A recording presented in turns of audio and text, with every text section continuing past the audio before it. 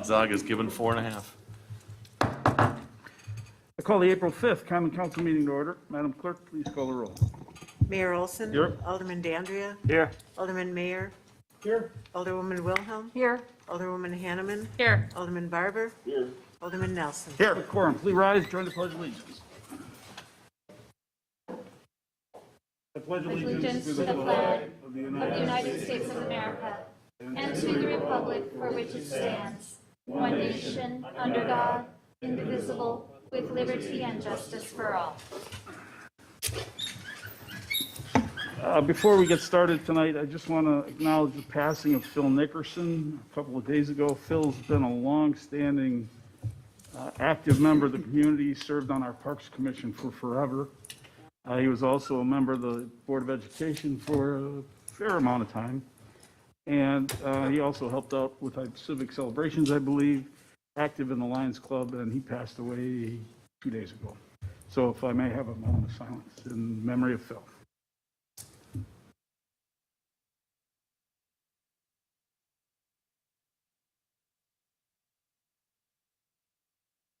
Thank you very much.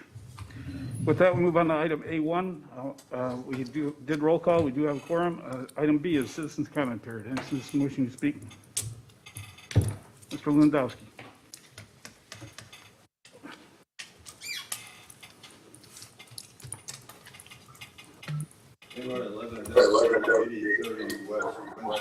Is this thing working?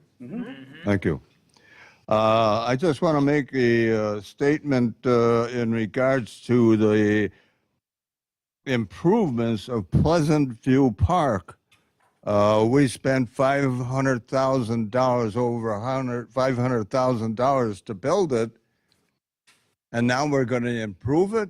I just can't believe this. What's going on? The main problem I've got today also is the ballpark commons and that, what do you would call it, that big jump from the sidewalk to the road of about 2 feet. If that's going to be a permanent setup, I think that somebody in the DPW should be putting up a orange snow fence up there so that people don't fall off or the children don't fall down that hole. I have been in contact with the JSD people and Graffit is a John Kissinger. And to my surprise, I met his dad in 1952, and when I left, his dad was a plant manager. And Mr. Kissinger is well aware of the problem, and he said he was going to look into it and get back to me. Now, this is the kind of things that some of our people and our aldermen should be doing to check why this thing still exists with that 2-foot. I asked for engineering 3 times now for cross sections and dimensions of how big a drop that is. And I looked at this thing. I need to have it under a microscope or something. I can't read it. It's too small of a print. Besides, it's not what I asked for. I asked for a vertical and longitudinal dimensions, and that's what here. It's ridiculous. This is what's going on with this engineering department. In fact, we had a big problem with this stormwater grates. Most of the people didn't put that new ones in. I see that 92nd Street now is finally putting those bicycle capability storm zeros. But it is, I'm asking again, this Common Council, what are you doing to change that front entrance to Mike Zimmerman's building? Somebody approved it. And the last guy to approve it is him. The mayor approved it. And you people can change it right now. Stop it and put some money back in there and correct it. I look at that and I say, I can get somebody to fix that for $1 million. Rip it up, build it up, and get rid of that. And you people aren't doing it. I'm ashamed to even come up here and waste my time when we got an engineer like that, we've got a mayor that allows this to happen, and we keep spending money at the Rock, and we're tearing it down. It just doesn't make sense. One section goes bad, and you're putting our money back into the Rock. Shame on you. Thank you very much. Anyone Mr. else? Mayor. Someone's gotta. Nobody has to. Alderman Nelson. Well, Mr. Lewandowski, to correct you, okay, and that's about as kind as that's about as kind as I'm going to be. To correct you, Mr. Lewandowski, have a seat, please. to correct you, sir, we are working on it. This is a Board of Public Works project, and I've met with the city engineer out there 2 weeks ago, and there is work and plans in place, and we're working on fixing it. Okay, so that's what we're doing. It's not being ignored. Okay? So you're clear on it. I can only say thank you. You're welcome, sir. But I don't Uh-oh. know this, and there's nothing being published, and the DPW, when I go up there, they don't let me talk. They cut me off all the time. This is ridiculous. I belong to the city. I got you, sir. I just answered your question, though. All right? Yes. Thank you. Okay, anyone else?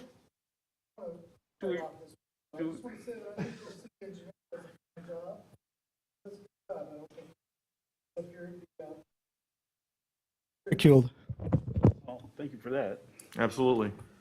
Okay, anyone else? Any other citizen wishing to speak? Seeing no one else rise, close the citizen comment period, move on to approval of the regular meeting minutes of Common Council meeting on March 16th. Any additions or corrections? Second. Alderman Barber and Alderwoman Hanneman. All those in favor of the motion signify by saying aye. Aye. Any opposed? Motion carries. We have no public hearings. Organizational business is a number of appointments. Any wish for separate action? Move to approve. Second. Mayor and Dandria. Madam Clerk, roll call, please. Alderman Dandria. Aye. Alderman Mayor. Aye. Alderwoman Wilhelm. Aye. Alderwoman Hanneman. Aye. Alderman Barber. Aye. Alderman Nelson. Aye. Motion carries, 6 ayes, no noes, no absent, no abstentions. Move on, no letters and petitions, move on to routine business. Item G1 is project update for Ballpark Commons. Mr. Zimmerman is joining us via Zoom. Good evening, Mr. Zimmerman. Okay, let's just do a quick audio test. Can you guys hear me okay? Yes. Okay, terrific. Thank you, Common Council. Just as a reminder, last time I gave an update, I think it was late fall, prior to the new year. So I'll keep to the same structure, which is infrastructure, and then I'll just sort of go piece by piece, and then I'll open up for questions and answers. So in terms of infrastructure, so there still is some work still to be done on infrastructure.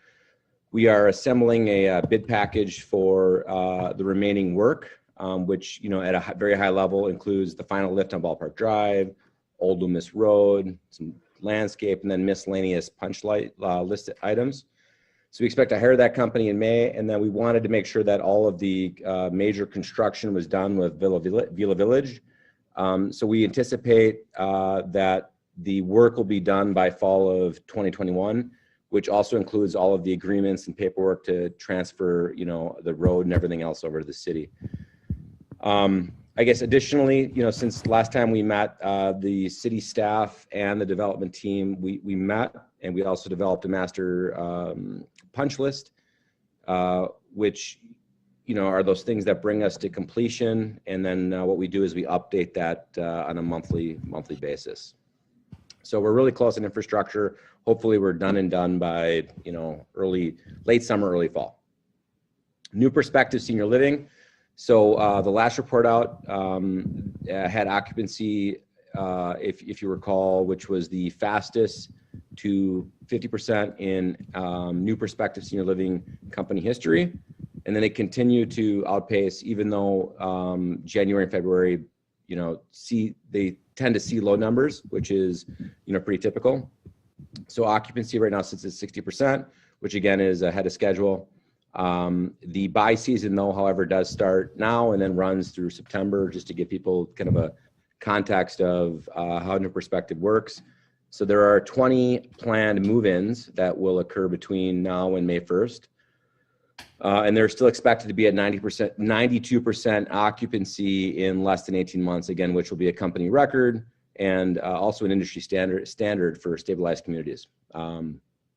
Also, just in terms of the COVID component of this, 98% of residents have been vaccinated, and then 65% of staff, respectively. Villa Village, so construction remains, again, ahead of schedule, and the final building is expected to turn over on May 1st. Leasing activities continue to surpass expectations. As of the 5th, the property was 74.24% leased. That's, again, 20%, almost, or actually 21% better than projections. Current level of leasing was not projected to incur until February of 2022. In terms of rental rates, they've been increased each month, right? So not only is activity picking up, but rental rates, we're increasing them. That has increased month over month for the last 3 months of leasing activity. And then lastly, they're leasing, this is a comment from Mendel, they're leasing over 20 units a month, which makes Villa Village the fastest lease up in Mendel history, at least recently in the last decade or two.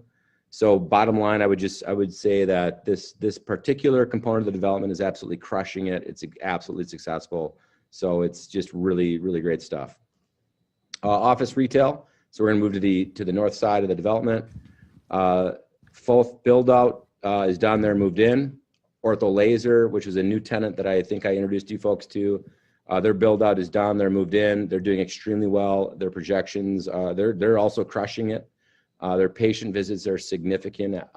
Parking always seems to be full up here. So they're above their projections as well. We opened the coffee shop Blend, and that's doing well as well. So overall, that particular building is 100% occupied. I checked in with Wheel and Sprocket as well, and they are exceeding their expectations as well. So I think what this is suggesting is that the fit for purpose retail market is working really well up here, which I'll talk about later in terms of maybe reshaping some of the master plan components. So the Mosh Performance Center, that's the medical office building and that big field house. So the core and shell, that is complete for the entire building. The field house was 100% complete, and we have been holding events every weekend since February 5th, and it's been completely booked since then. So really interesting early signs. We've also believe that we're going to turn into an NFL Combine Center. So there's really interesting components that we believe that this particular component of the development makes it a kind of a national product. Going into the summer, unfortunately with COVID, we're missing some of the robust summer programming. We didn't really plan for it, but there's this huge opportunity around basketball, volleyball tournaments that will happen in 22, which essentially takes the field house and it transfers it to some more court-based products. Other things outside of the field house, the tenant TIs, they continue. So the Exos, their physical therapy and the performance, they expect to move in May. The H2O hydration, the radiology, the IV therapy, and the Mosh component, that is established for June move-in.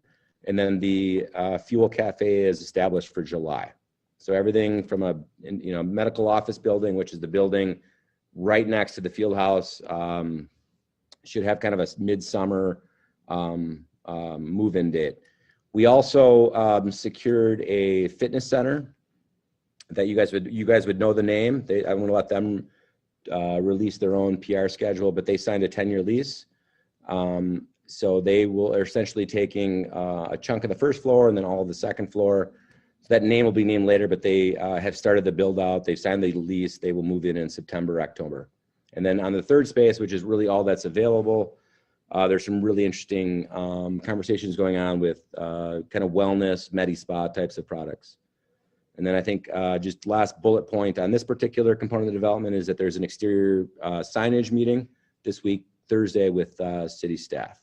The one thing I did want to mention though, or just suggest, and maybe Callie, you can help me with this, is if anybody hasn't seen this particular component of the development, hasn't stepped inside of it, we'd love to do tours. I know that we're, you know, limited in terms of how we can do that. I think we have to do one every 15 minutes, but you guys really need to see this. It's got really sort of jaw-dropping components to it. And like I said, it sort of sets us up as a city for products at a national level, like the NFL Combine training and other elements. So I would invite everybody to come out, do the tour. Maybe Callie, you could help sort of facilitate that. Okay, moving to the stadium.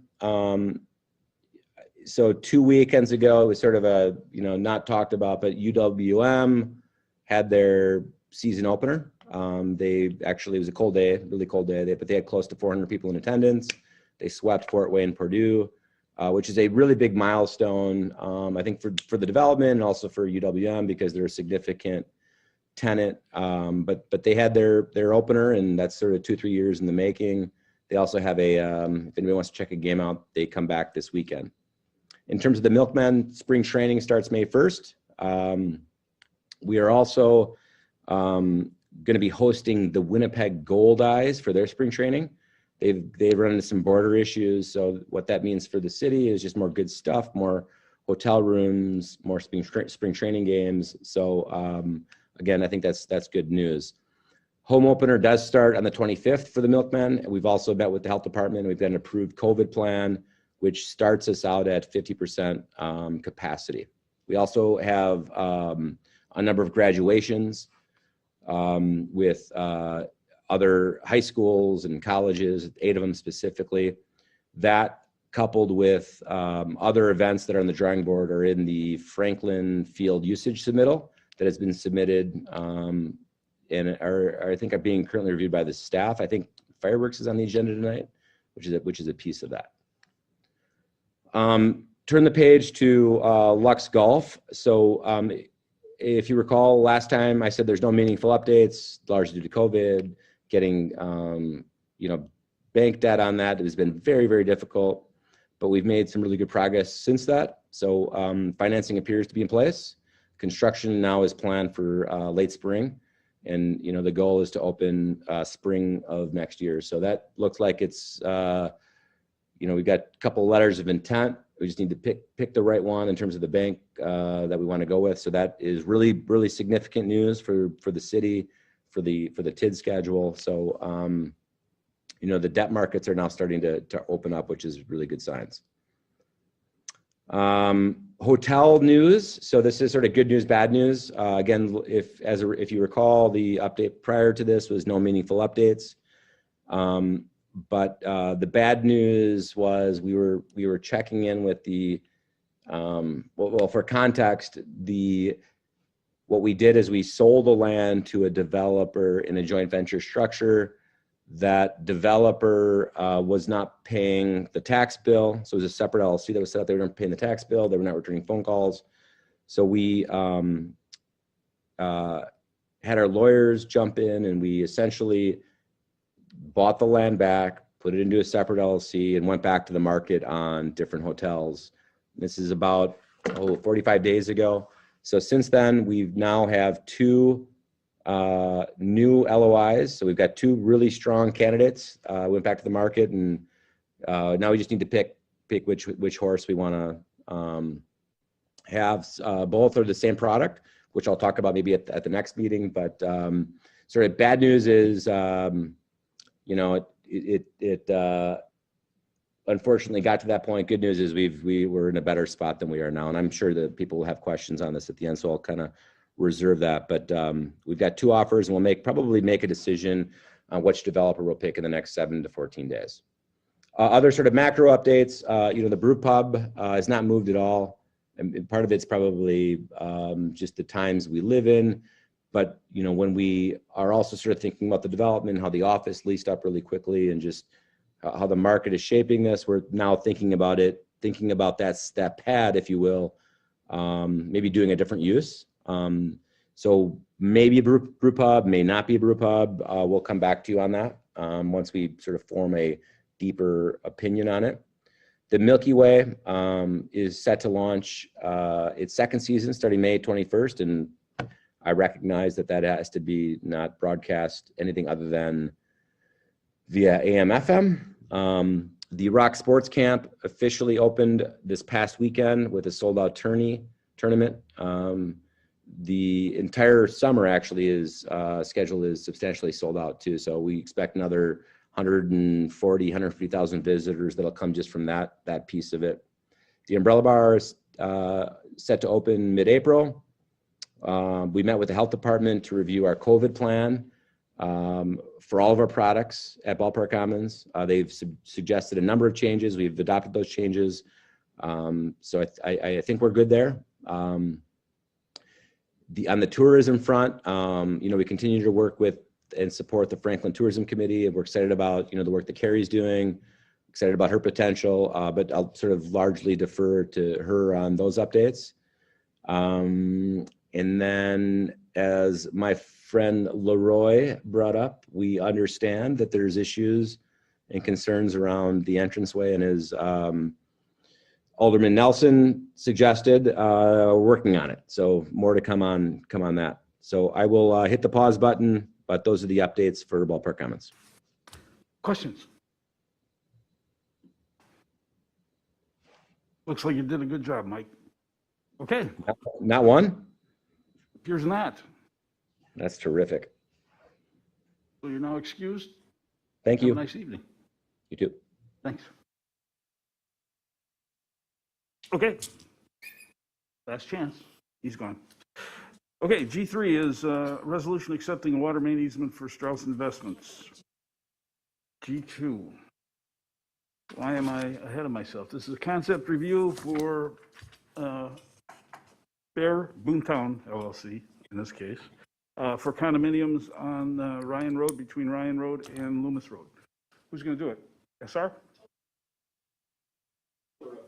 Table, please. And as usual, name and address. Sure, yeah, that'd be great if you. SR Mills, Bear Development, 4011 80th Street. We have some pics coming up here. So this is 18 acres that was part of our original acquisition a number of years ago. We put it on the back burner as we were really focusing on everything south of Loomis, Highway 36. But as the residential market continues to flourish in this economy, we've, and heeding some of the comments and commentary from the citizens as well as elected officials and staff, decided that what would be the best product here would be a condominium, duplex condominium, townhome style, really geared, likely be ranch style condominiums geared more towards empty nesters, so likely not 2 stories, but we'll have, it's really a pretty site. And as we have of the 18 acres there, it is zoned R8 right now.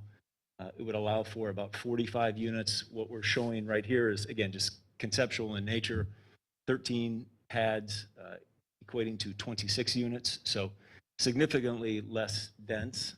We've chosen to what would be limit the access, so there would be no access point off of 36 and really just access off of Ryan Road. Again, we think from a residential nature, it provides some buffer from the busy highway. And then also we are in adherence with the 800-foot cul-de-sac length. So we wanted to make sure we were able to put something in here, not cram too much in, but it's, has a lot of wetlands and pond areas in and around it. So we think it'll be very pretty site. We do have some high wires on the eastern part of the site, but it's just what we have to deal with here to make it work. So overall, we're looking for a concept approval this evening. Again, we can maybe go to another slide here. We have some product that could be, it's just the overall of this site. This is a ranch style condominium product we've have under construction in Kenosha, Wisconsin. So this is indicative of the kind of look and feel that we would shoot for here, but essentially we will create a product specific for this site. So we'll have a number of different models and plans that would fit. If you go to the next one. One more. So before the landscaping was in, but square footages would range anywhere between 1,400 and 1,650, 1,700 square feet. That excludes the basement area. Many of the basements, because of the topography of that site, we will have the opportunity for lookouts, but in many, but walkouts in most, which we find are pretty good when we can, if we can do a 1,400 square foot first level and then have a walkout.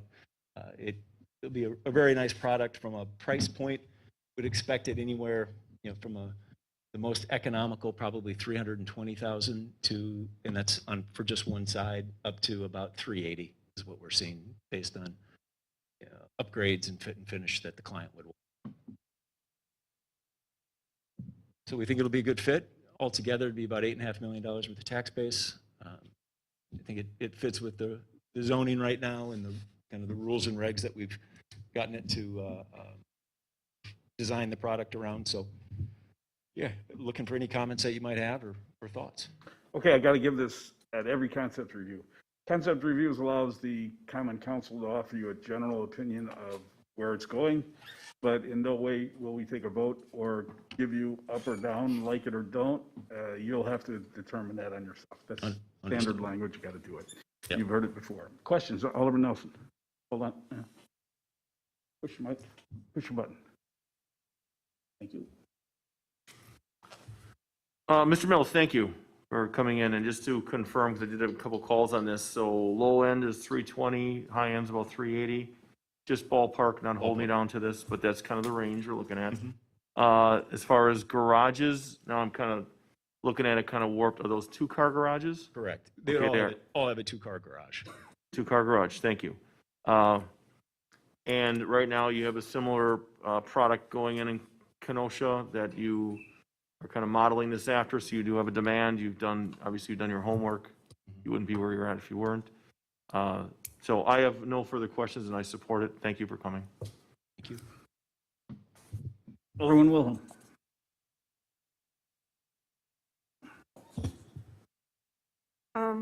Well, I noticed on page 22, that's when you talk about the dwelling units, the 26 units.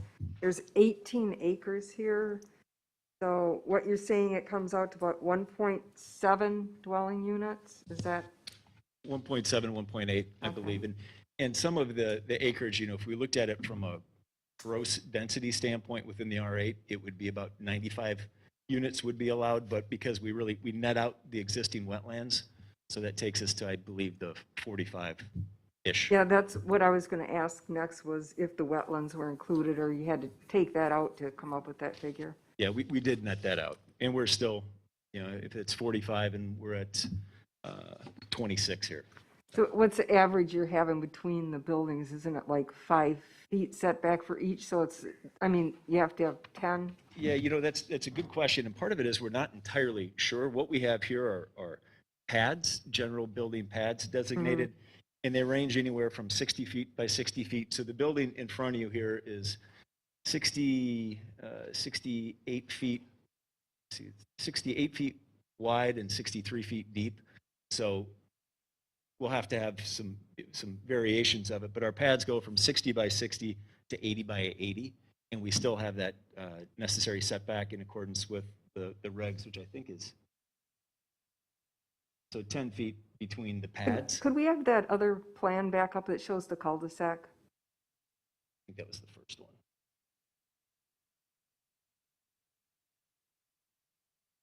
Okay, so that's what we're looking at 1.7 dwelling units per acre.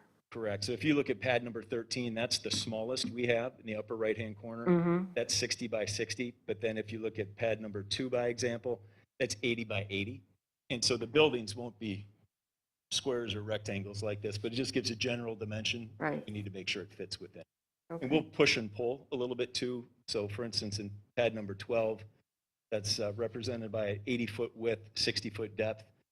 Maybe there the width is only 70 feet, so it would just give additional room in between buildings. Okay. I guess the main thing I want to point out is the 1.7 dwelling units, because I've had some in my district where we've gone way beyond that, and just, you can see that these are fairly close together, which is allowed, and I don't have a problem with it, but it's also far less dense in some of the things, so I can appreciate the density that you've worked at here, and I think it works well on that site. Great, thank you. So what about the thought about trash receptacles? And the reason why I say this, because I guess who will maintain this street?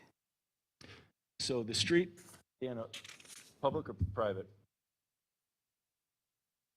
Designed as a public street, typically from a trash standpoint, we wouldn't look to have any receptacles or any dumpster areas. It would be everybody has their trash and they'd roll it out to the street on trash day, not dissimilar to a single-family subdivision. I live in an area that's very similar to this, with one cul-de-sac in, all condominiums. Mhm.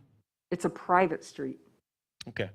And with the private street, the homeowners on the end have individual pickup garbage at their driveways. The homeowners coming down into the street have dumpsters. And so there are garbage trucks coming in and out way more than there should be. And then that is so I don't know who's planning on maintaining the road, and I don't know if dumpsters would be better or individual garbage pickups would be better. But I wanted to point that out because it's been a problem in the past. It seems how this is pretty much a private road. It seems to me like it would make sense that it shouldn't really be a city road. But that's something I just wanted to point out, because there's been a couple of condominiums that they take care of the road too, and even plow it. Mhm. So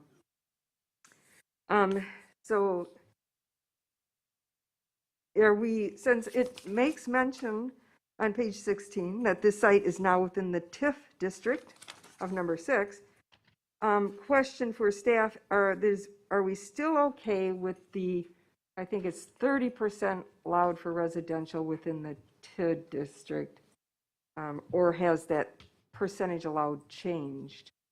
I can answer that, Okay, unless staff has it. I actually just did the study to make sure. okay, And so we ran the numbers. We're well within the tolerances still, within the Okay. newly platted residential. It's no more than 35% can be newly platted residential, and we're still significantly under. I think we're in the low 20s, if not upper teens. okay.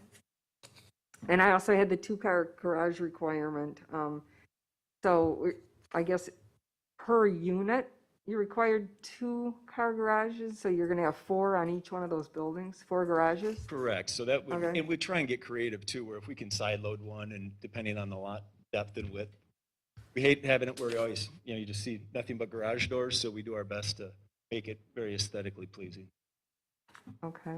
Is that something that everybody wants, is a 2-car garage, or do you want that, or is there flexibility on that? Yeah, we found that we actually, in that Sunpoint condominium, which is the example that we have down in Kenosha, we have a 4-unit buildings, 3-unit buildings, and we have a 9 and a 10-unit building. That's all ranch style, designed slab on grade for older seniors primarily.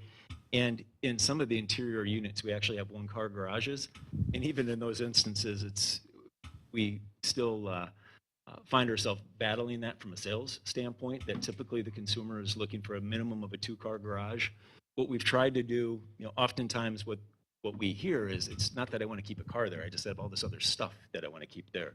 So instead of doing a 3rd car, which then puts the kind of the proportions of the building out of whack from our position, the way we look at it, that we'll do in some instances, we'll do a double depth of one of the stalls. That way, if Okay. they're storing whatever it is that they want to store, they have ample room to do so, and without making it look like a wall of garage. Yeah, because what I've seen is the more garage get, the more space it fills up, and the cars still end up outside.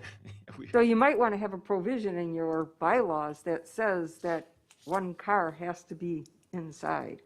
Yeah, and we run into that oftentimes at the multifamily, the larger complexes, which are fed by a common corridor, so 6, 12, 20-unit buildings, where that's when we really have to mandate, okay, if we have a bank of garages, you can't use them as self-storage, we really need to put cars in there. Right. Here, it's a little bit more like a traditional single-family subdivision, though, from the standpoint that, everybody will have a two-car garage, and the only person they'd be backing themselves, blocking would be themselves if they park in front of their own garage. But we do have, the condominium association will have the ability to change the bylaws and update the bylaws as it continues on. If it's an issue, they can still have the rights and remedies to change it. And I think the only other thing I had was, have you dealt with the fire department's comments about the water? Haven't even thought about it until we got through this from that Okay, standpoint. all right. Mayor, I like the idea.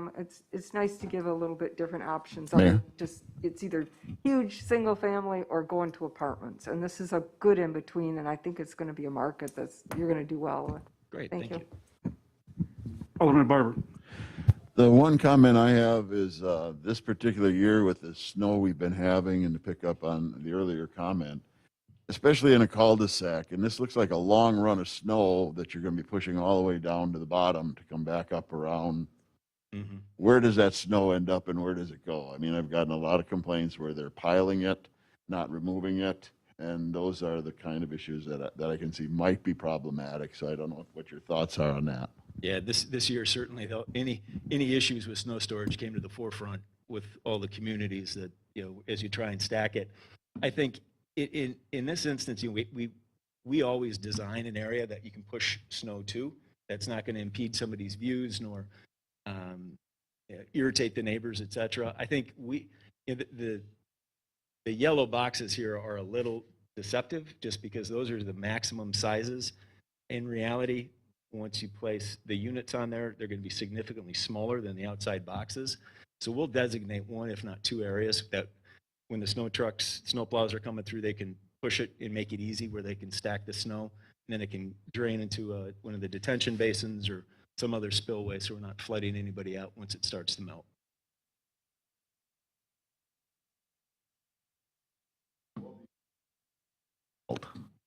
Well, typically we end up, whether it's a public street or a private street, we're not going to look to put it in a dump truck and haul it out of there. I think we've got ample room here to be able to work through that with, the wetlands that we have in and around it and significant amount of green space. Thank you. Alderman Hanneman, you got to push a button. I like the project idea as well. I think it's the right product at the right time, a good location, good use of that property. I am the council representative to the Parks Commission, so your note about connecting to the 116th Street Trail is very timely as we've been talking about improving and increasing our connectivity with trails across the city. So to that end, I'm wondering, do you own the property just to the right? We do. So we have up top or down low? Around the little pond there. Sure. So there's 3 single-family lots that we went through the process of having a certified survey map so we could carve those off. We've been reticent to sell them yet because we wanted to know what we were going to put here before having somebody come in and buy a home and want to make sure it's compatible uses. So we do own them right now. We're in the process of marketing and selling those though. Okay. My only thought was, and I haven't walked the property, but wondering if that would be an opportunity to bring trail back around the pond area for recreation, kind of increasing the amenities for residents in that area. So the only issue with that, I'll just step. Okay. So we have, I don't know if this is the representative, the 3 single-family lots. It gets pretty murky back here where there's not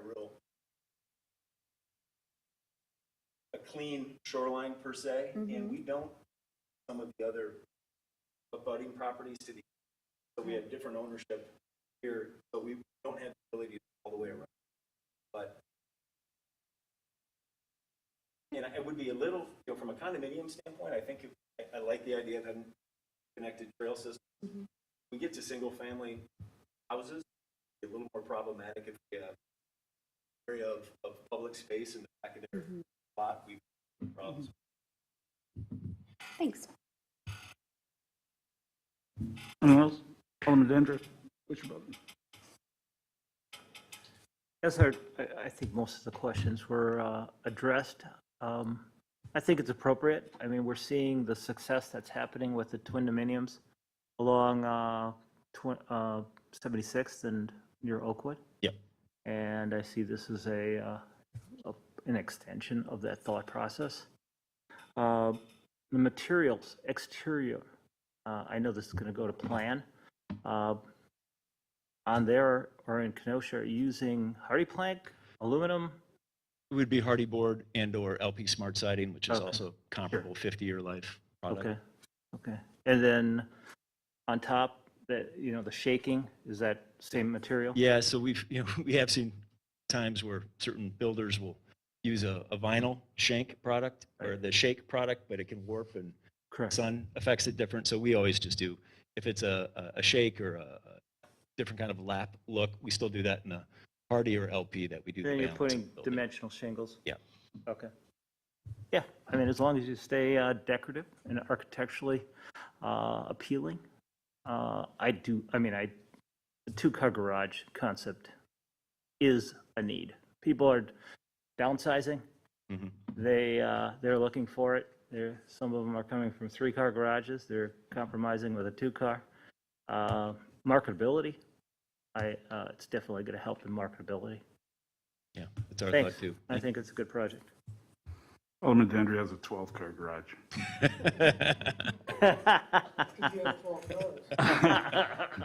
Well, there was a time, but anyway, relative to private versus public road, I'm going to be adamant that it is a public road. We get into too many arguments years down the road as to why doesn't the city plow me? Why doesn't we fix the potholes? Garbage collection becomes an issue. So I'm going to be pretty adamant about that. And I think we've had that unwritten rule now for what, 20 years, Ken, right? Yeah. And we State design- Representative Skronsky's here. He's been on the Plan Commission for 34 years, so. 39, excuse me. Sorry, Ken. 5 years between friends, right? Relative to trash pickup, that's the city engineer's deal, but dumpsters in my view, would diminish the value of the property. Yeah. And then for snow removal, being on a cul-de-sac myself, roughly I would be building 7 there. That cul-de-sac's probably not going to present much of a problem because you're going to put an island in the middle of it. So the cul-de-sac problem typically happens when there's a spot for additional snow in the middle. So there you go. Anybody else? Alderman Dandria. The Wetlands Management, I mean, you're going to have an association. Correct. So your wetlands ponds are going to be managed yourself. It's not going to be the city's responsibility. Correct. The stormwater basins would all be managed by the association. And typically, we find that, whether it's, that's not going to be very visible. There'll be a pretty significant berm we're looking to build along 36 just to block noise and traffic to keep it a kind of a pristine cul-de-sac. But, oftentimes we'll put fountains and things in those ponds just because it also helps from a aquatic standpoint. We don't get the algae and build up. But either way, it'll be maintained 100% by the association. The wetland areas, they won't need much attention, but No. anything will be the association's responsibility. Okay. Alderman Mayor. Just a couple of quick things. First of all, on Alderwoman Hanneman's comment, I think that's an excellent idea. I understand the side with the single family. You have the side, west side, correct? We do. Well, I would recommend that you consider strongly putting a trail on that side of the, you have another side, frankly, where a little bit of foresight with that would have created a really great trail around the park. Condominium association developed, lost that backtrack. Whereas you start from the beginning, plan that. Once it goes there, and nobody's going to want to give that up. Trail. Sure. I would recommend, and Alderwoman Hanneman, I would recommend that you follow up on parks. And I can talk more about that.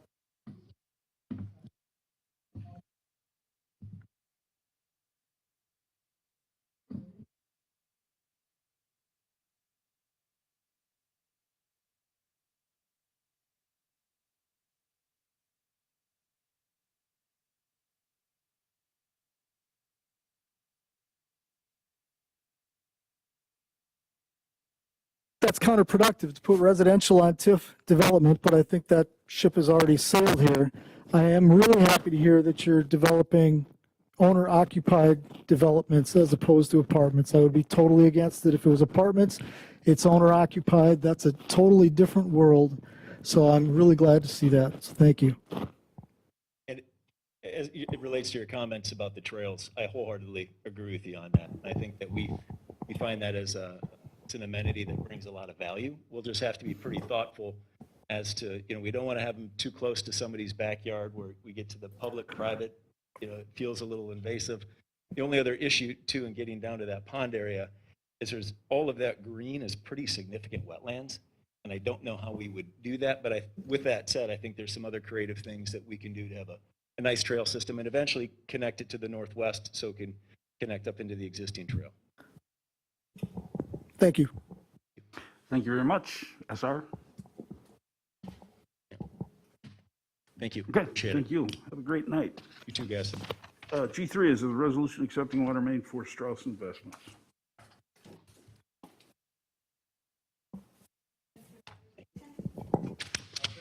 Hanneman, Andrea? All those in favor? Aye. Aye. Any opposed?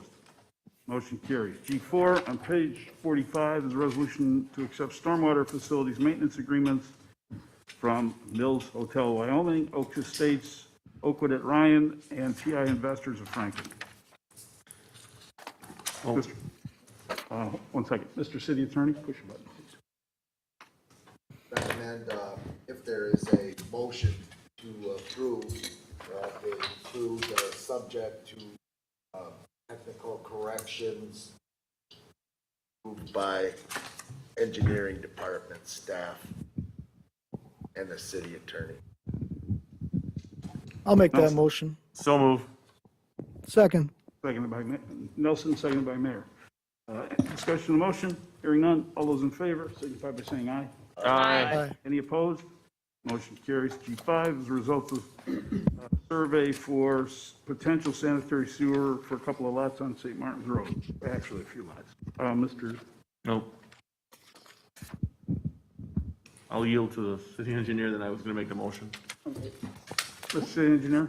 We had a pretty good public comment meeting, and folks were very vocal, and you can see the extensive comments, predominantly negative. So I would suggest recommendation is that we do not pursue a sewer project here. Alderman Nelson. I was going to make a motion for option B as in boy. Second. Which is to table. Your motion is to place on file. Option B as in boy, no action, place on file. And that's Alderman Mayor's second. That is my second. All those in favor signify by saying aye. Aye. Any opposed? Motion carries. G6 is a good one. An ordinance to amend the municipal code chapter 80 to create Article 5, possession of wild animals. Who wants to do this? I will. I'm certain that we don't want a crocodile or a caiman in the community.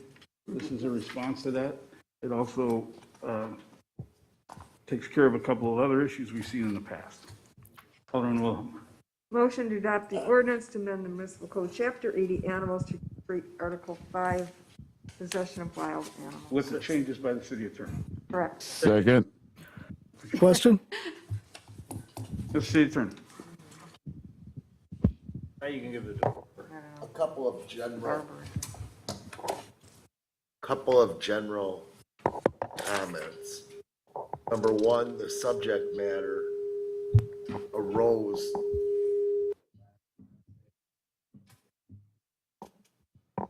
last Wednesday and Thursday, and the draft ordinance was prepared after reviewing other area municipal ordinances. And was sent out Thursday evening to staff.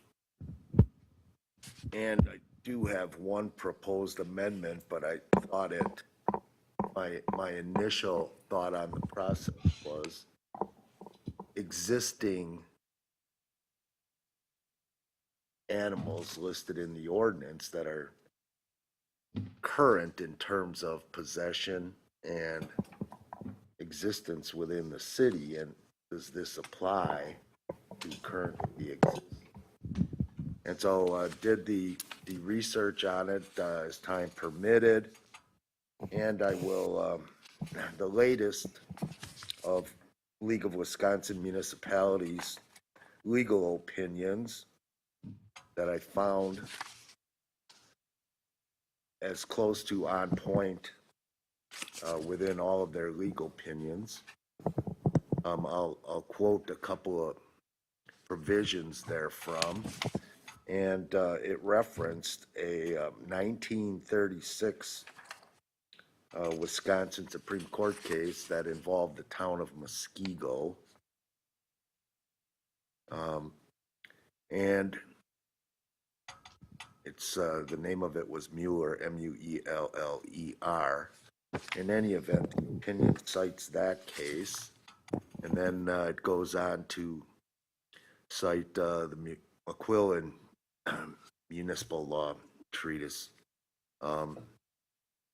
And the treatise notes, thus, if ownership of, this was regarding dogs, if ownership of dogs is recognized as a significant property right, a municipality seeking to regulate that ownership must exercise caution so as not to retroactively deprive the owner of that right.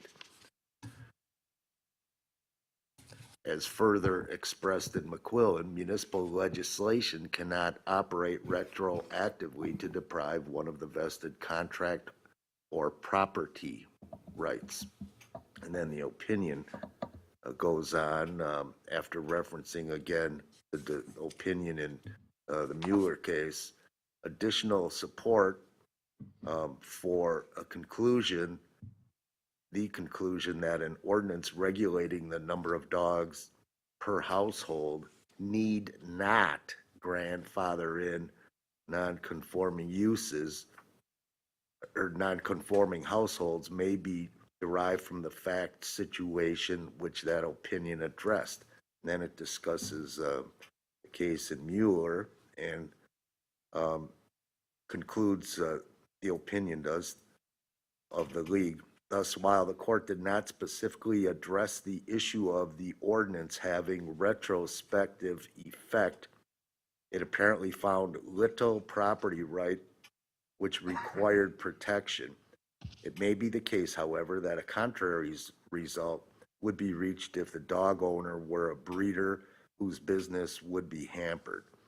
So in any event, the town of Muskego ordinance did prohibit keeping more than 2 dogs over the age of 3 months, etc.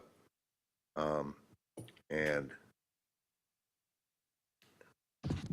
the argument involved the appellant keeping more than 2 dogs prior to an enactment of the prohibiting ordinance. So the league assistant legal counsel in the opinion wrote, in conclusion, I am of the opinion that your proposed ordinance need not grandfather those households which have previously kept more than the number of dogs which would be allowed under that ordinance.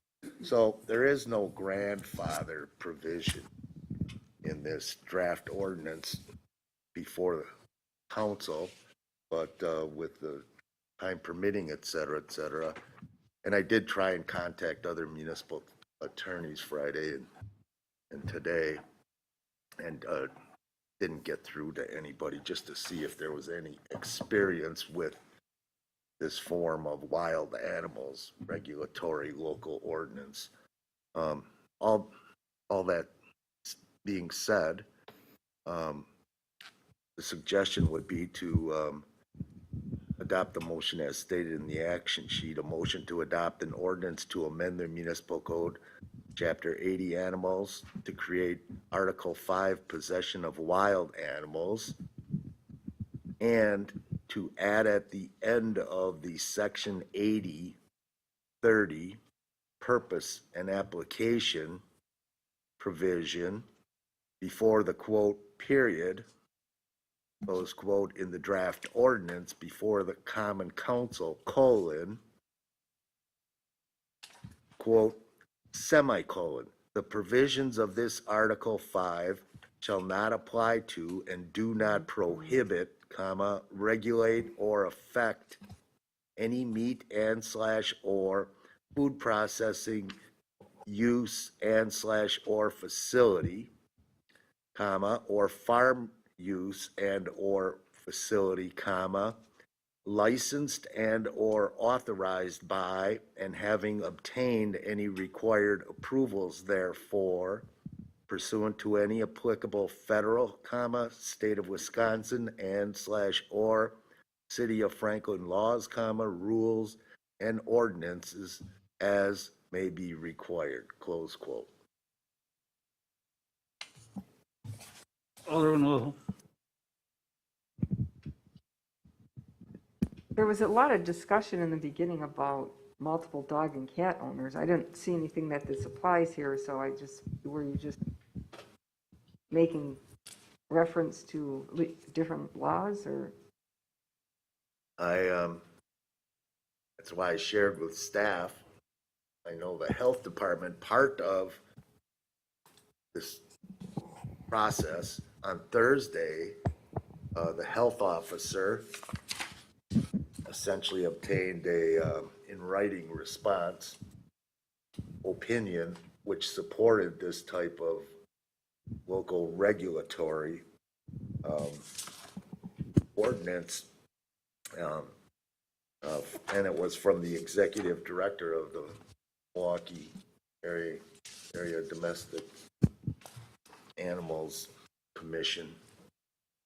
So I am not close to being any expert with regard to the designated animals, et cetera, et cetera. I think I'm just going to withdraw my motion and maybe have it come back with fuller details.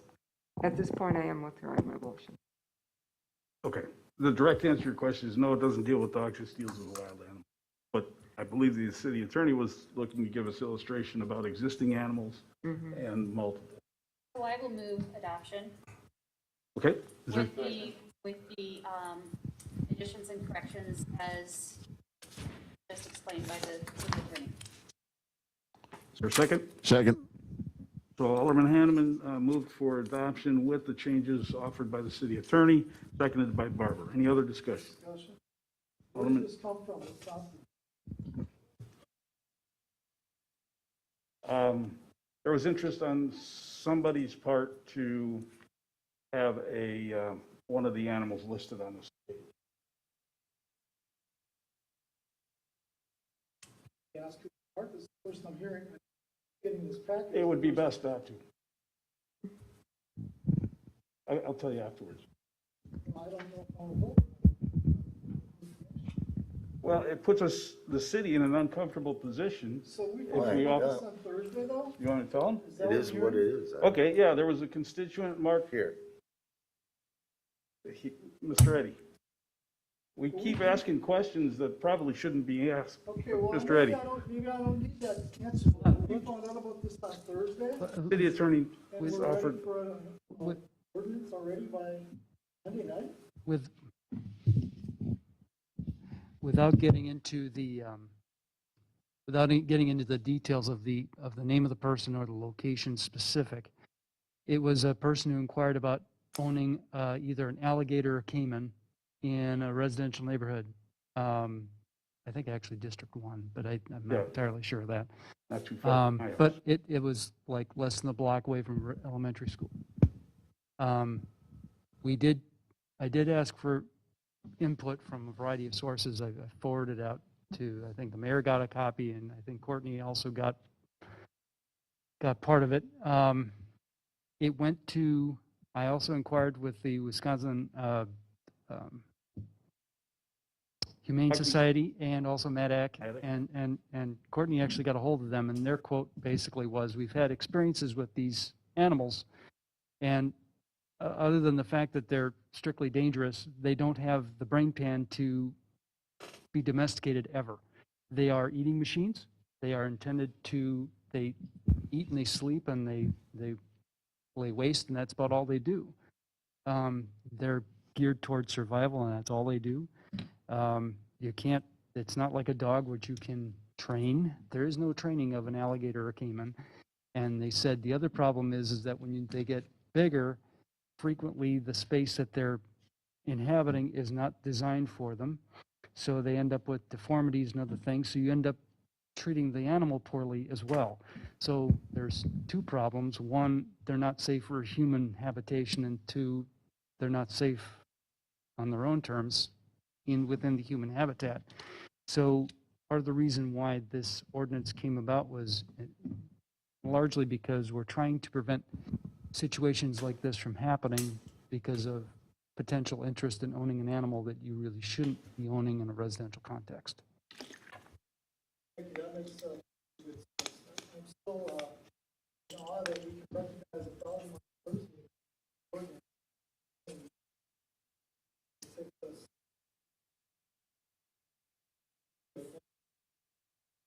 Well, I can't take, I'll leave it to the city attorney on that one. Anybody else? All those in favor, signify by saying aye. Aye. Aye. Any opposed? Motion carries. Thank you very much. Thank you, Mr. Eddy. G7 is award of Pleasant View Park improvements to Western Contractors, $424,527, and money in the budget is $300,000. Mr. City Engineer. So we did bid this project out, and they were really pretty tight bids when you look at 424 to 550. That was a really pretty tight spread for 5 bids. Admittedly, we set the budget last year during the budget cycle before we completely scoped out the improvements for the park. So the bids came in, the low bid was 472 for Western Contractors. We discussed some things that we could possibly remove from change order, and this math isn't looking right. Change order deduction of 28,000. I'm not sure. Should recheck this math. Is this? Oh, I'm sorry. Base bid was 424. So there's an alternate bid and base bid. So the alternate bid was 420. I'm sorry. The base bid was 424. The alternate bid was for a stormwater issue that's no longer needed. So that's why the bid came in at 424. Staff, we believe that we could easily remove 28,200 from the bid. Still results in a project of 396,327. Talking with finance, we really weren't sure how to make the difference. So I guess I'd leave it to the Common Council to give us direction. Alderman Wilhelm. Well, I appreciate you trying to cut out some of the issues on here to bring this down, but one of the things that has been, I really don't want to see cut out is the landscaping. That has been bare soil for 2 years or more. And we really, it's time to get the lawn in. If we do nothing else over there, I'd like to see it get seeded. Yes. The other thing is, people are using the park. One of the things you're proposing is removing the trash containers. Now, I understand you're doing a full dumpster enclosure, and that's the larger portion of that. But as far as, it doesn't say that in your removing trash containers. So I removed that from Western Contractors bid. DPW felt that we could do that easily. We basically put the pad in and put a fence enclosure and put a dumpster. So there would be a trash and dumpster. We just wouldn't include that as part of the bid for Western. Okay, We can you have self-perform funds it. in a different department to do that then? And DPW staff to do that? DPW's not create. How about we just go with regular round trash containers for now? We could.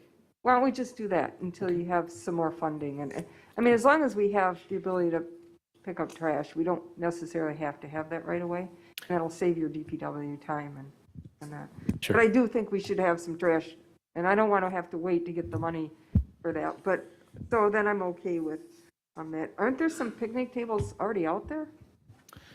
There may be. We purchased some picnic tables through some other funds. So we have the tables, we have the trash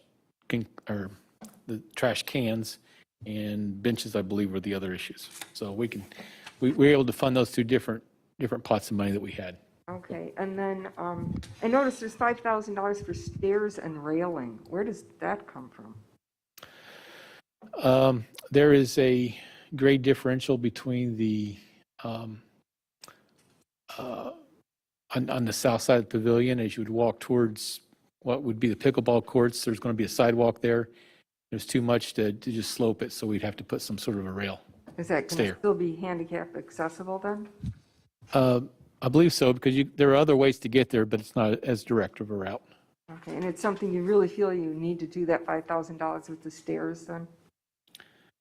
We could remove it, it just would, as Mr. Lewandowski pointed out, just because there's no stairs doesn't mean people still won't try to navigate it. Guys, I'm sorry.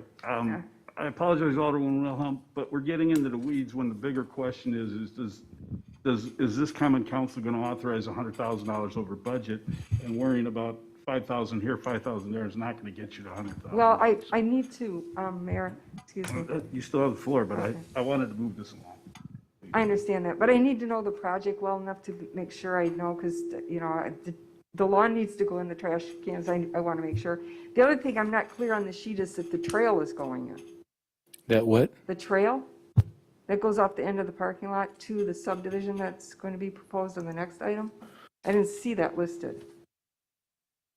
Let me offer this. I don't. Motion to reject all bids and refer back to staff for a rebid for grass, seating, trash containers, and the trail from the pavilion to connect to the developer's trail. We've put so much time and effort into this. But you don't have 300,000, you don't have 424,000, and we're not going to find it, so let's get you what will get us by and redo it next year. What is the price how much are we off? We need $100,000.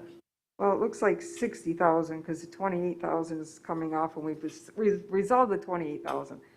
So it looks like 61,000, right? No. Have a budget of, so the low bid was 424, you subtract 28.2 and you get to 396, 327. So our budget was 300. So you're off 96. and How some much change. will it delay this if we take the mayor's route and reject all the bids and start over? Because then It's probably about 2 months worth of work. we've got to have that grass down. I don't really think I And- want to and reject the bids. If you just need grass, I think we could sow grass and get grass going, but Well, you know, 104,500 of this are the pickleball courts. And I still don't have the question if the trail was there, because you want to skip the extra parking lot, because it's not completely full over there. Let me do this again. Let me be real clear. You've got bids in front of you that are legal documents. You either reject them all or you rebid it. You reject them all and rebid it, or you accept one and start going negotiating, which is not proper either. So this whole conversation should have been real easy. Reject all bids and come back with another bid, generate another bid and come back with it for grass, for the trailhead, and for trash receptacles, and then come back for next year's budget. We'll carry over whatever's left, come back for next year for the entire budget of what's needed to do it right, finish it right. Because you can't nickel and dime these guys and say, take this out, because then you got to rebid it, because then it's not substantially the same bid document.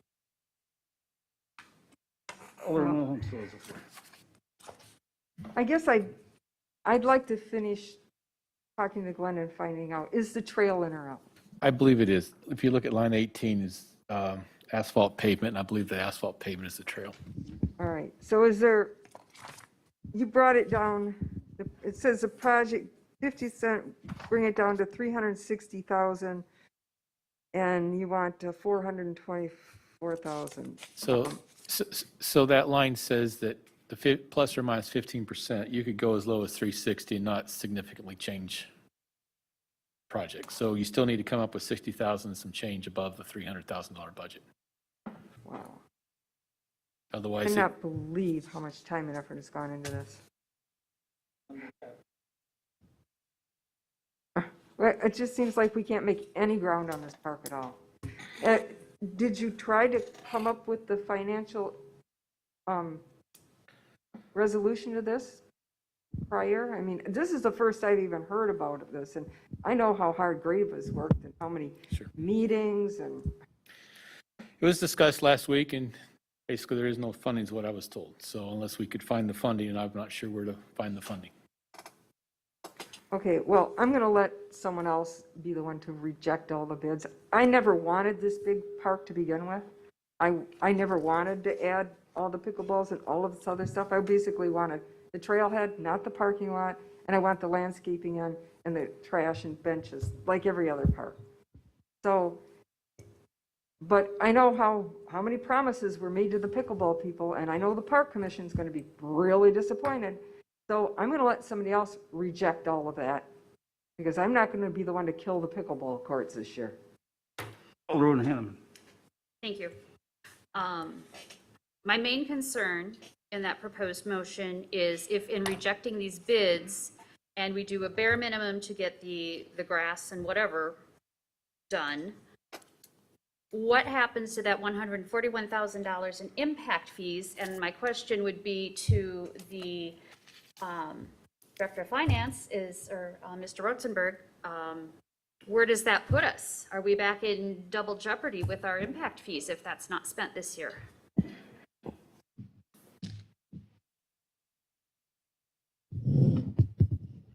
Test. Impact fees at the end of December of 2020 were accommodated relative to the spending period through the middle of 2021-22. We haven't looked at that since December because we've been working on closing out the year end. So certainly this is the largest park project we had planned for this year, but there clearly is not enough appropriations to deal with this particular bid. So I don't know how the council can award the contract without the appropriate appropriations.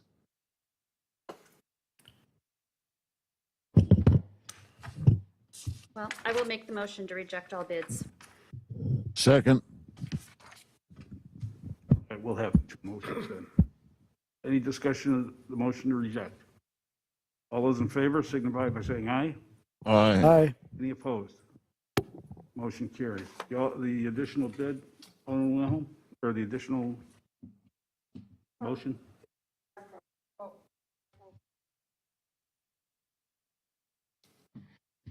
So the alternative is to rebid the project with the trail, the items needed for the lawn, and the trash containers, unless you want to do that separate. But I suggest we just try to assemble a project that's less than your budget. So, for example, maybe the volleyball courts, maybe something the Parks Commission may want to give up, some of those kinds of things. Okay, just as long as the bid comes back with the lawn, the trail, and obviously you have to redo that sidewalk by the building, which is all messed up, and the pickleball courts are already a disaster, the tennis courts that are there. So you're gonna have to at least fix those, even if you don't put the other ones in, so. And if you do, I don't care about the extra on the parking lot. Right now, it's not being fully utilized anyway, so you can do that next year. Okay, so Okay. let me offer this. Motion to direct staff to, I'm going to take some time off of this. Work with the Parks Motion to Commission. direct staff to rebid with the minimums that Alderman Wilhelm just said, and any logical additions by staff so that it can come back bids less than budget. So move. Fair?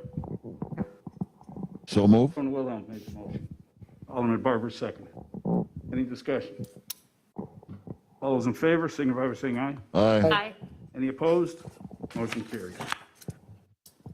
G8, change order number 1 to DF Tomasini in the amount of $103,348. Or motion to approve. Alderman Wilhelm, push your button.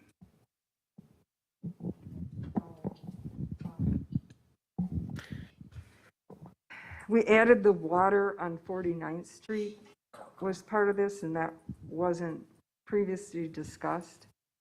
So we have an owner that's put a significant amount of money into an iron curtain that had just moved in. And I guess I would like to make sure that we're doing better notifications up front, because there's never discussion about anything on 49th Street for years. And So 49th is not part of this. Oh, I'm sorry. it is. I was thinking 50th Street. I'm sorry, your question regarding 49th Street? 49th, you're having them add a new water main down 49th Street and put it to the houses that aren't part of the project. And the people got letters about that. And that was something this council had never talked about in the last couple of years. So you have another section coming up for 50th Street. Will there be another change order for the 50th Street? I would suggest to you that we'll do 50th Street next year. Okay, how is that going to affect their development? Seems how they need that, so you just not. It accommodates that. We've had that discussion. I'm planning to put 50th Street in the budget for next year. As far as the 49th Street, actually they're fronting Marquette, so when a water main runs past their house, it's always been common council's practice to either, well, one, you could make a decision not to assess, but with the absence of that, we assess for improvements. Those property owners on 49th aren't going to be assessed, right?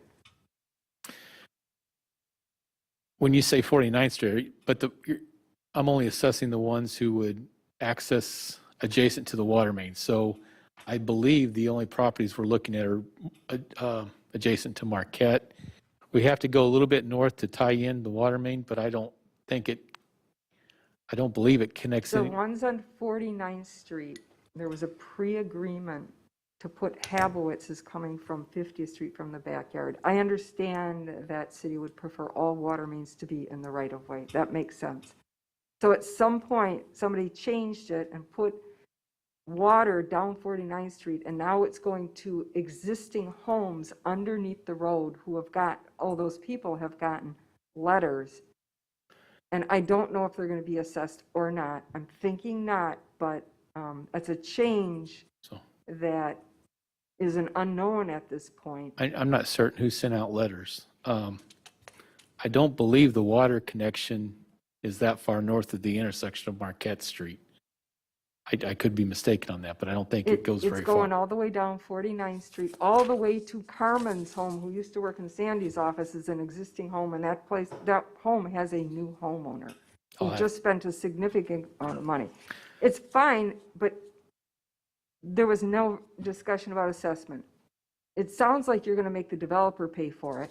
It's something new that was added, but I'm talking about better coordination with notification on those issues, especially we might have the same thing on 50th Street.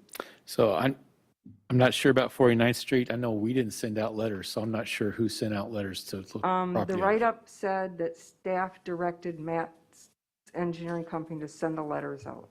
And the letters were sent, they were in the email documents that went to everybody on the email list. And I happened to open them up one night, and there I'll was have a to look at- letter to several people that aren't even involved in the project. And it's asking them where they want to put a stake in their yard to stub the water. I'll have to check that out tomorrow. I'm not aware of that. Okay, and then on the next one, you have a change in the plans for water main connections, that's one of them that they're paying for. And then you have a relay of an existing storm sewer. Where is that? What existing storm sewer is being relayed that they're paying for? Someone's paying for, I don't know, city, I don't know who's paying for it. I believe this is a culvert storm pipe situation adjacent to 51st Street. Or this may be referring to the fact that the original plans had drainage flowing both directions. The single developer is developing phase one only, so he had to redirect the storm drainage. So I'm not sure with that description how that's referring to. I was just looking on, it says on page 110, So, storm sewer, $12,576 includes the relay of an existing storm sewer. I believe that's adjacent to 51st Street. Okay. I guess that would make sense because that kind of crosses there. And now we already put a resolution forward for Lynch to do the inspection, and now this changes that previous agreement with Lynch. Right. I plan to come back with a deduction in Lynch's contract. And they're okay with that? Yes, they are. Okay. So that'll take care of some of it. Now, item 13, which is the construction specification changes. Are all of those new changes we put in going to apply to this subdivision now that this one's going to be delayed another month? I'm sorry, you said item 13? Item 13 in the council packet is construction specification changes. Oh, okay. Is that then going to be applied to all of this? Or are we beyond that point, or? Much like the retroactive discussion a while ago, I don't think it would retroactively apply to projects. My concern is we have new specs and then they come in and they're not, somebody decides that they're, oh, you don't have it done yet, and then you start throwing new specs, and we've already delayed this quite a bit, so. When I read through 13, I don't think I saw anything that would modify this project. I guess I would like you to tell me, no, Kristen, item 13 will not delay this project. None of those spec changes. No, these will not delay the project. Or change the specification. Will not delay Go the with project. 13 on 13. Right, but it affects how I vote on this one if the answer is. So now we have another month delay on this. Are you expecting any more delays? The only delay per se is the fact that not all of the permits have been acquired by the developer, and they're still working on those, and we know that they're diligently working on them. So we want to delay the final completion. We're okay with that. It doesn't affect the opening the school, so we're trying to work with the developer and be as cooperative as we can. That's great.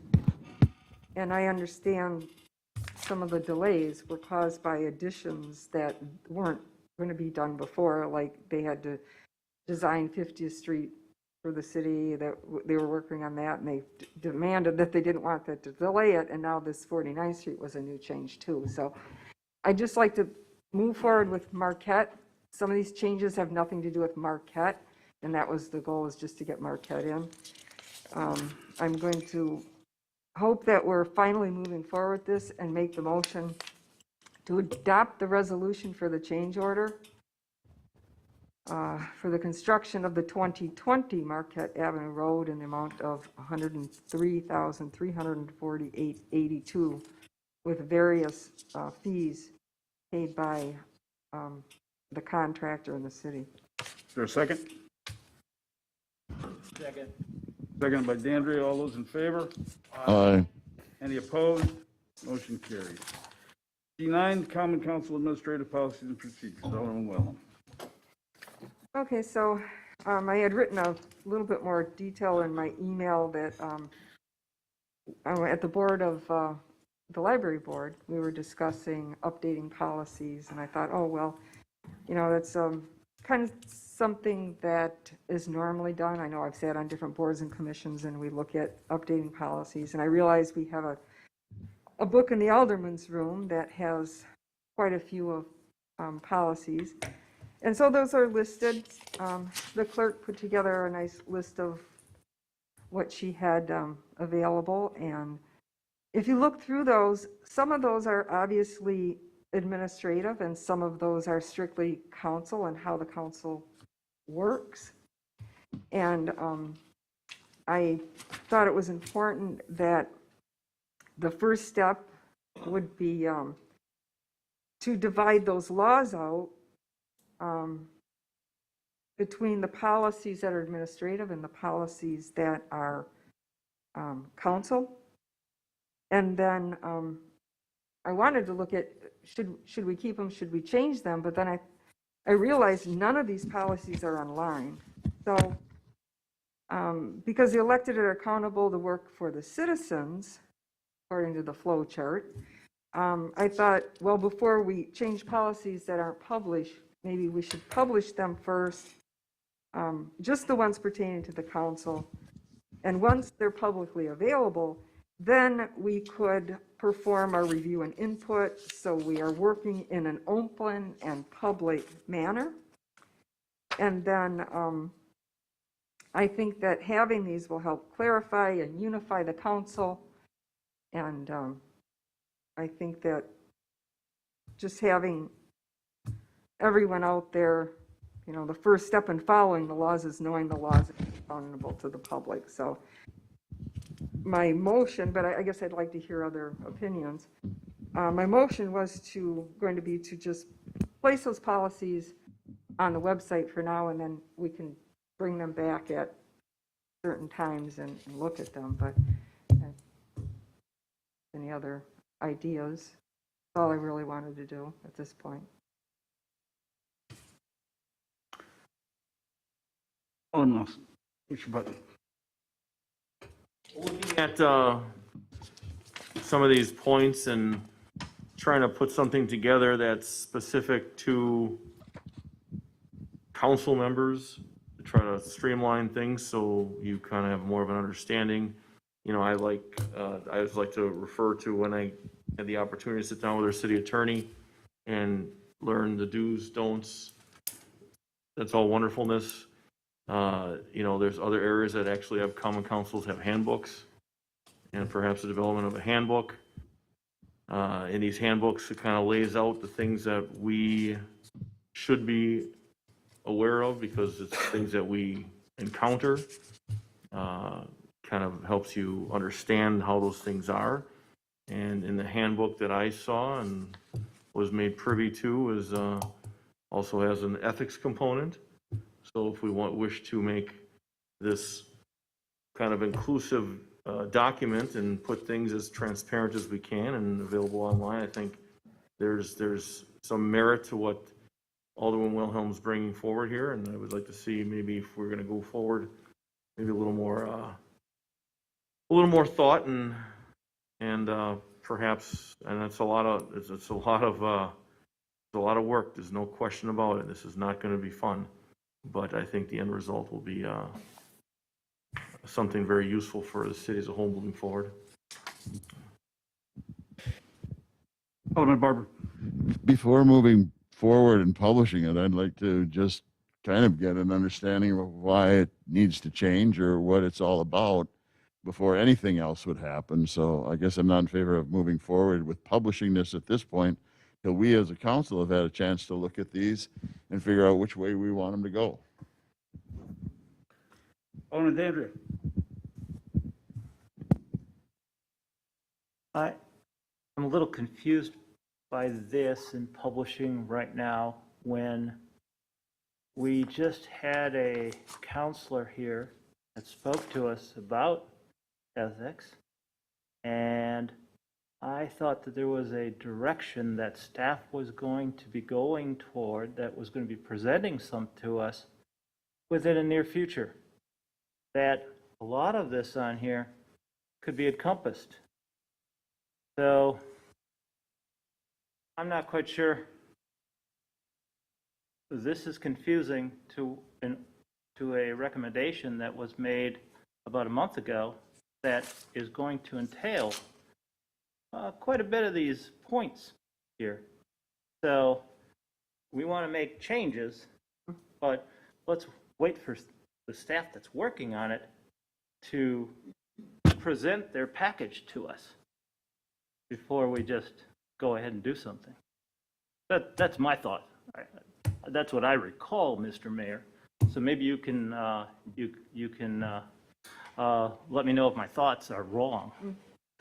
Well, there was significant conversation both in closed session and otherwise about revising the policies for the Common Council. There are two documents in the hands of staff at the moment that do just that. One of them is a code of conduct. The other one is a guideline on operations. The intention always was to have a a committee of the whole on the 19th. I don't think I've been very secretive about that. And that's the intended date that we would present you those two, or make it one document. Doesn't matter to me, but that's when we would do that. Now, as for what we have in front of us, if anyone is taking notes, we currently do at least a variation, if not the entire policy, on vacation leave time notice, notification of aldermen on development activities, common council confirmation of appointments, city newsletter article insertion policies. We do the policy on inclusion of documents for agenda items, kinda.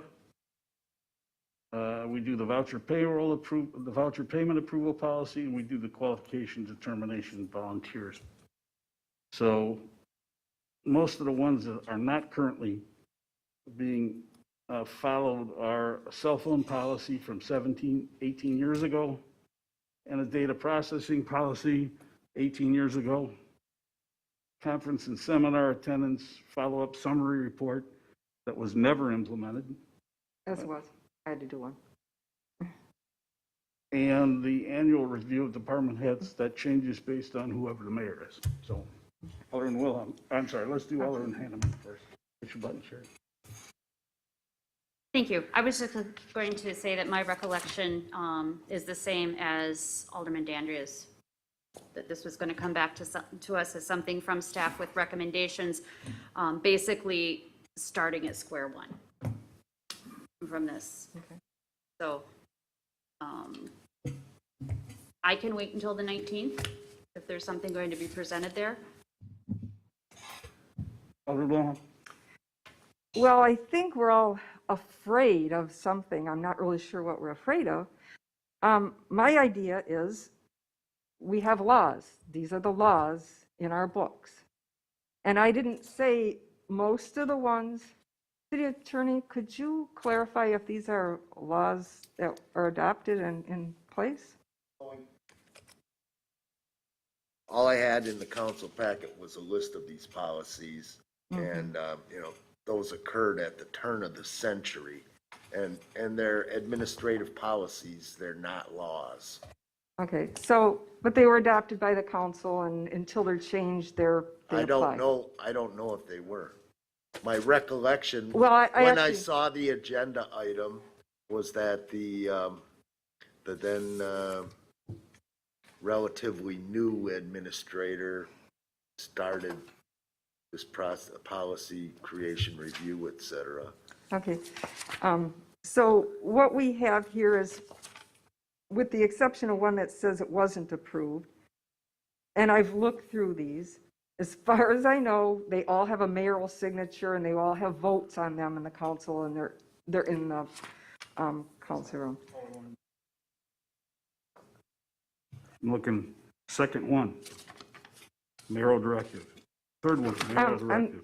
Mayor, you're taking the floor from me, because could I finish my train of thought, Well, please? certainly, but you just said something that was patently incorrect. Well, that's because you're looking at the administrative, and I'm not asking. I asked her to put in what is listed, but I am not asking to publish or do anything with the administrative policies that apply to administration. I'm asking for the ones who apply to the common council only. So when you talk about a vacation leave pay, that's administration. Cell phone use policy, that's administration. Data processing procedures, administration. But when you talk about common council confirmation of appointments and alderman notification on seminars, those pertain directly to our job as a common council. They are already adopted by the common council, and because they are, I don't understand.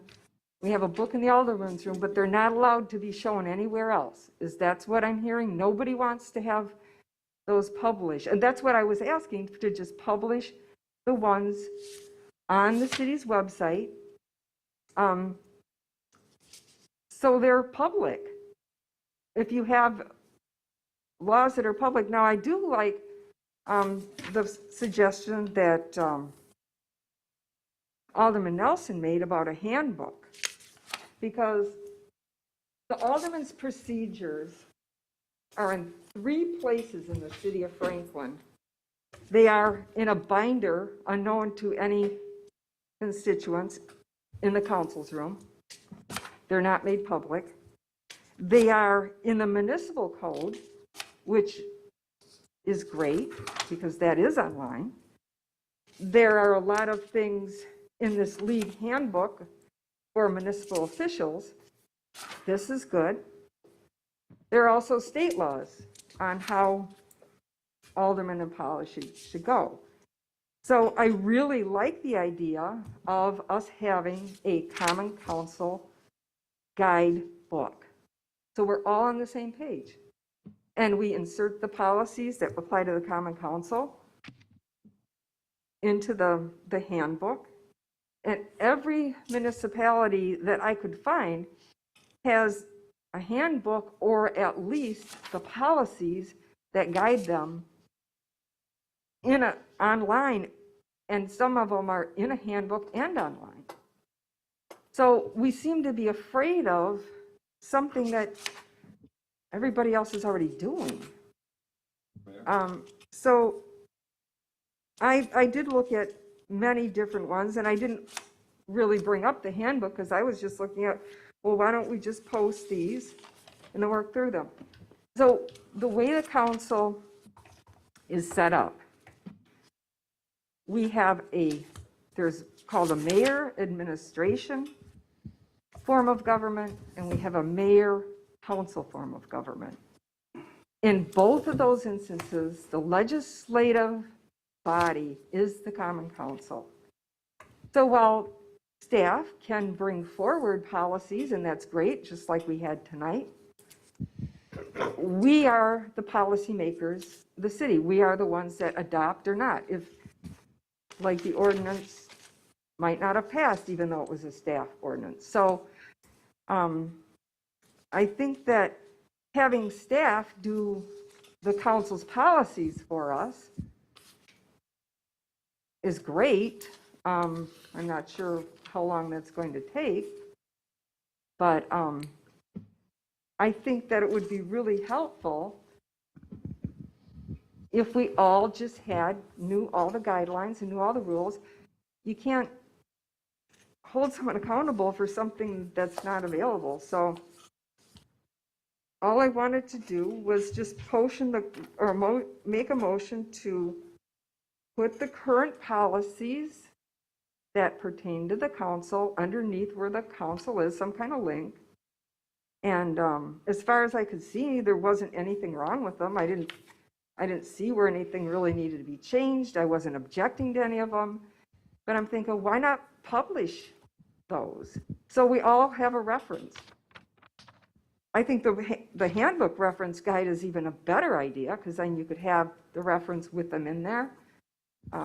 And I know that Alderwoman Hanneman, she specifically didn't really like the ethics portion where Alderman Else was going because of some financial things. And I guess I don't disagree with her on that.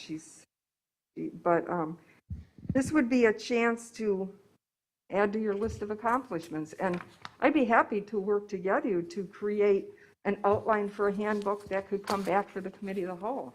Is that something that you and I could work together, since a council handbook that would be all inclusive? We could look at several of them and bring something into the committee of the whole, if you want to wait to the committee of the whole anyway. Mr. Mayor? Alderman Barber. I would like to see us as a committee of a whole back up and look at whether any of this needs to change, whether any of it needs to, rather than publish something that might be changed or is going to be changed by virtue of the previous action with the city administrator is working on now. I don't see any reason to publish them until we've gone through those steps as a process. And I guess I would feel that the council should come up with what the rules are and not some individuals. I'm not afraid of anything. I'm just thinking that there seems to be a rush to put this out on the webpage for some reason. I think a lot of it's going to be changed. Alderman Hanneman. Yeah, and I'm happy to respond to that. And I think I'm hearing we're all talking about the same thing, maybe in very, very different ways. I have no fear of anything being made public, but to Alderman Barber's point, does it ultimately cause confusion for folks if we put something out there that is ultimately going to be changed or updated? And I am happy to work on a handbook. I think that's a fabulous idea. Great. But I think we all work on that. It's not just one or two people necessarily, but I think we do take professional guidance and best practices that are brought to us from administration. Look at ideas, what are happening in other communities. I mean, I think it's a fabulous idea. And maybe as we bring those components forward, and discuss them on the record in the public meetings, that way we can say this is where it's an improvement over what we had before. And maybe not putting, I don't know, I'm strongly cautioned at wanting to publish it at this point in time because it is so old, because we haven't had a refresher on it. Again, I'm not afraid of anything. But maybe we haven't been using it to the best of our ability. We can always do better. And I think, I hear that's the goal of everybody sitting up here. And so I am fully on board with that. Thanks. Well, every single law in our municipal code and our UDO is subject to change, and it's printed already. So to say we can't have these other policies out there because they might change doesn't fall in line with every city ordinance or law that we have. So I just, that we're the kind of here to have these available so people know that what they are. If we're saying that we all need to know what they are and know if they need to change, then that tells me the council's not even sure about the Alderman handbook or the one that exists in the council room. If we all don't know what they are already, we should. That's too bad that it's been in there that many years and we've all been up here for several terms now. We should know what's in there. And if we don't know what's in there, we better get to know it because those are what we're supposed to do. And if we do know they're there and no one has brought anything forward to change it, it tells me that they aren't that scary. So we should just have them available as I reference. Instead, I can't reference the book in the alderman's room when I'm at home. I can't pull up a policy. It's not online. It's not electronic. So it would be really nice to have all of these things that we're supposed to be applying in one place in a nice handy document. And I really appreciate that you would be willing to bring and work on. I'd like to go through several different municipalities and find a really good handbook for elected officials and come in with a list. So I'm just going to make a motion to allow Alderman Hanneman and I to put together some type of a list based on what's out there and have it ready for the Common Council, or the Committee of the Whole when we discuss it. So we have a visual to look at. That's my motion. Is there a second? Is there a second to that motion?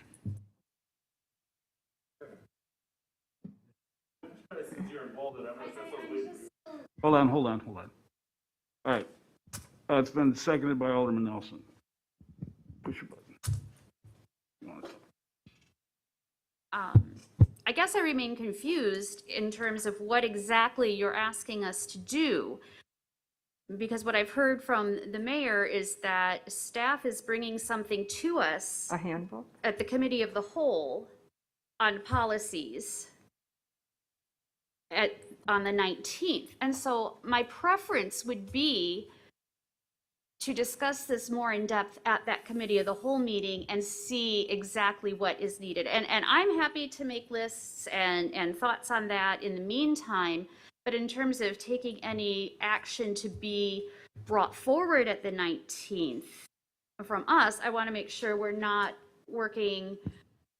I'd prefer to take what staff is going to present and then we can work on it rather than us bringing something and then having staff present something and then it's a different direction than what we've worked on. Does that make sense? I'd rather see a motion like this made at that point in time in the future. Can I respond?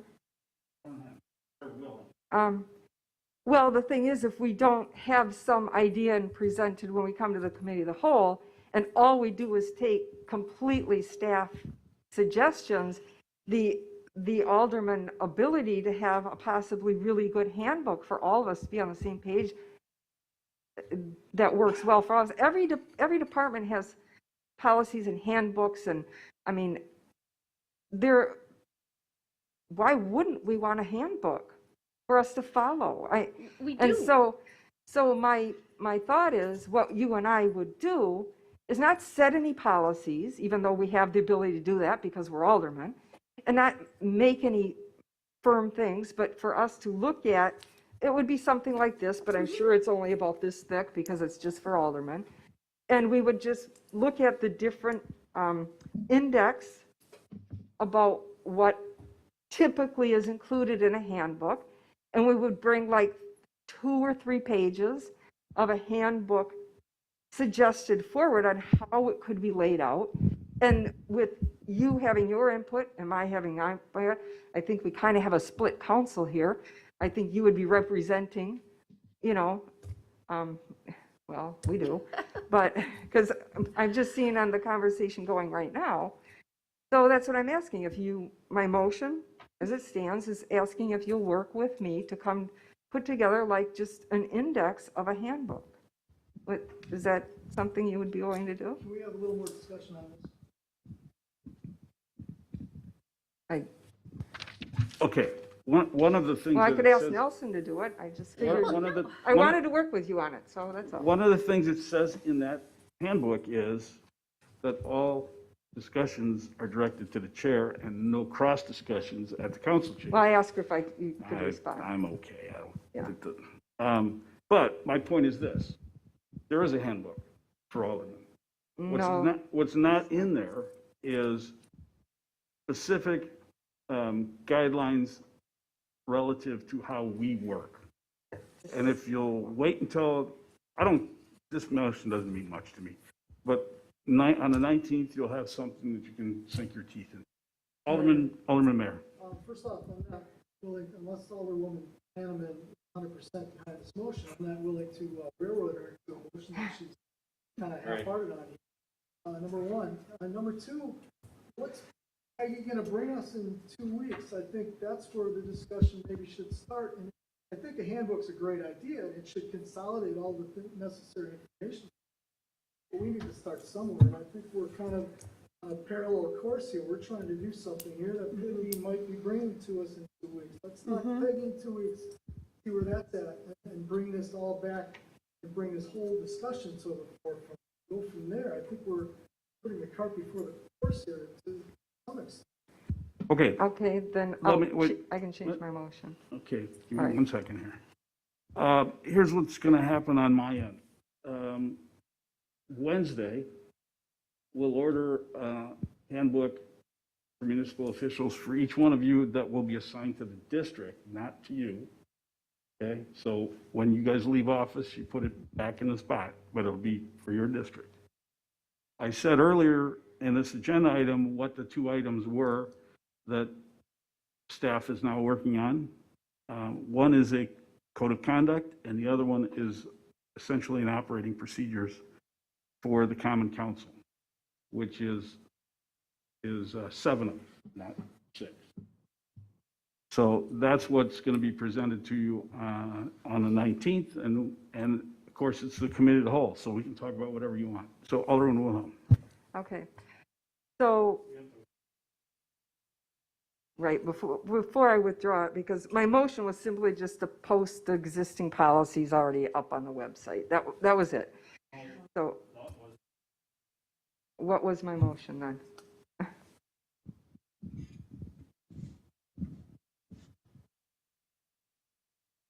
It was to direct that Alderwoman Hanneman and Alderwoman Wilhelm work together to return to the Common Council or to the Committee of the Whole with a proposed index of a Common Council policies and procedures matter. Okay, well, the first motion that I said before I said I wanted, I'm sorry, can you press the button? my first suggestion before everybody had a conversation was simply to place the current items pertaining to the council that were not listed in the municipal code or the UDO online. That was going to be my initial motion. And then it got on to all this other stuff about, but that was all I really wanted to do, was just take the current ones we haven't published on.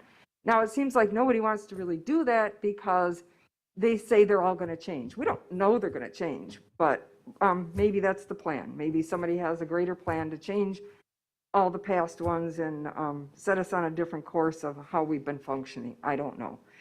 But then the second motion was to see if Alderman Hanneman would work together to come up with an index, because the mayor's not providing that the staff does any kind of handbook index. And the handbook idea was brought up because Alderman Nelson had mentioned the handbook. So, and I like that idea. And it makes sense that we should all have a handbook. So if we're going to have staff working on our own policies that govern ourselves, when the administration has their own policies to deal with, and we set the council policies, I would like to see us bring forward a draft of how a handbook could look and be laid out so it can be part of the discussion. Now, my thought of changing my motion is to direct staff to do that. But if no one wants to assist, I'll just do it myself. It's not that difficult. I mean, you go online, you find a couple of them, you go, oh, these all make sense, and you print them off, and then that's it. And I just thought I wanted to get Alderman Hanneman's input, because she might like some of them that I like, and she might not. And I thought, what a nice way to bring a nice consensus list together that shows a handbook on where we could all come together, we could all understand what the rules and policies are, so we can function better. I mean, that was what I'm only trying to do is help us function better. And I think a handbook really would be a great way to do that. Okay. Agreed. Again. However, number one, I believe you and I could work a sidebar on this without a motion, without violating any open meetings laws, that we could bring back some suggestions at that time. Because I feel that what's on our council action sheet is not a motion for a handbook, but rather a just review of previous policies and procedures, which in my mind would also mean that we would have all of the verbiage here of the policies and procedures to review at this point in time, which we don't. So we kind of can't do that right now. But I am happy to work sidebar offline, but I personally would like to see what staff and the proceedings of the Committee of the Whole meeting on the 19th produce first. You will all get a copy of this tomorrow in your boxes. I will make the photocopy myself. I don't know why it's a big deal. It's sitting on the shelf, but. I know, that's why I don't understand why it's not a big deal to Okay. just put it online. On the motion, So- Madam Clerk, please read it back.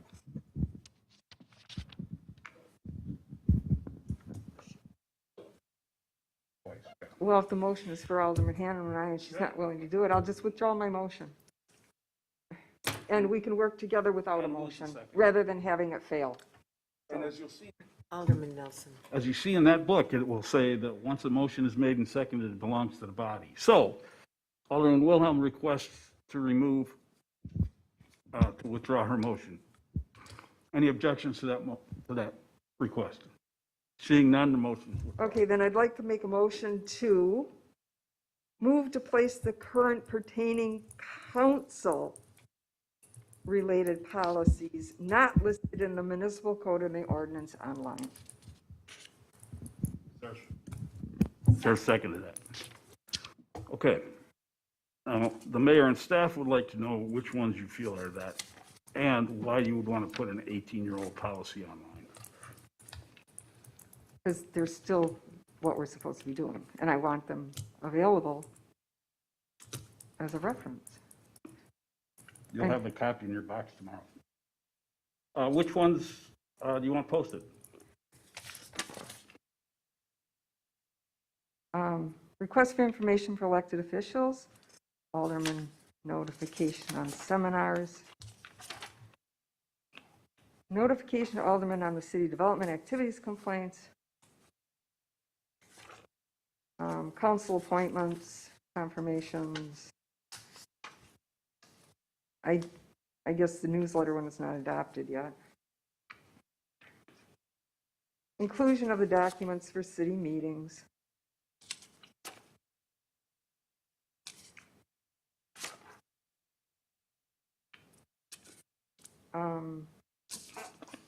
And probably qualifications for volunteers, because that's, we are actually the ones that approve those, so that kind of pertains pretty heavily to the council.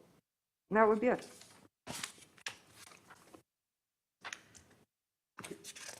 Is there a second to that motion? There was a second There was, already. okay. Yep. Okay, and then I'm going to ask that HR tracks the activities on pages. All those in favor of the motion, signify by saying aye. Aye. Any opposed? No. Madam Clerk.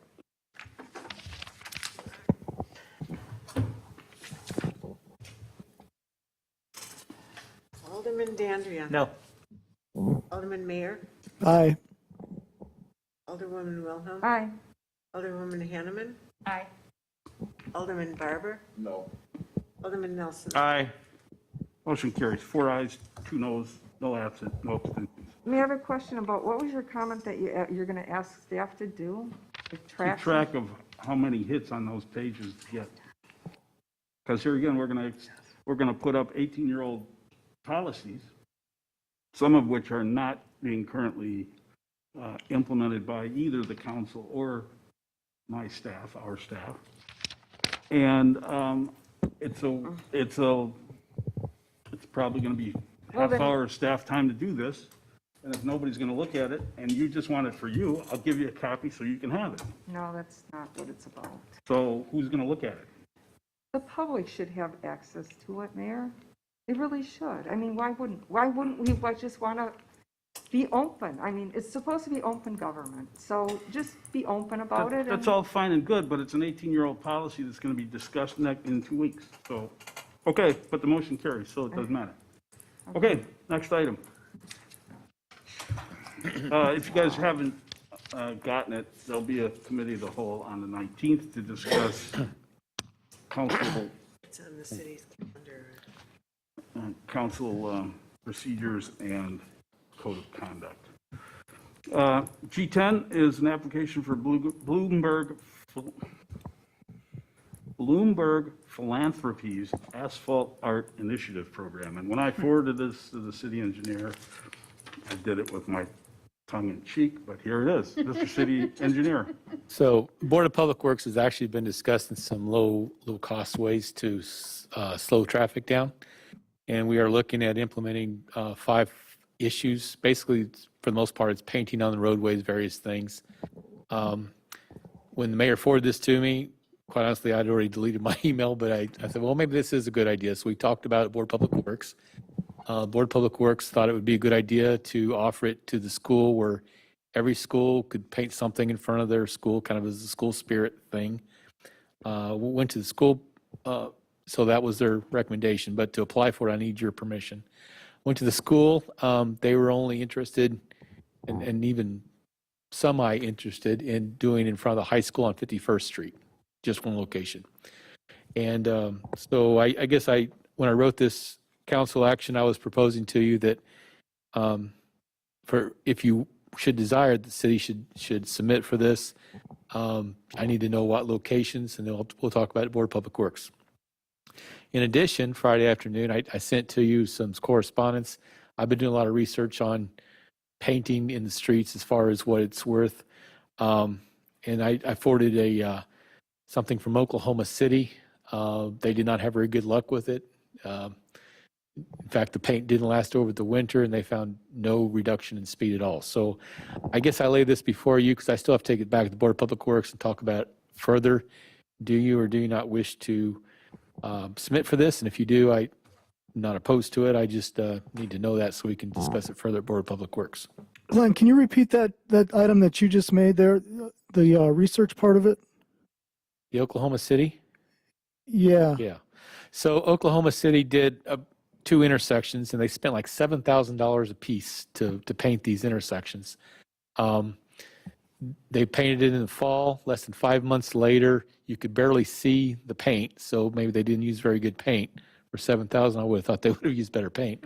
But regardless, they found that it had zero effect on slowing traffic down. But so there may be other reasons why you'd want to do it, but for community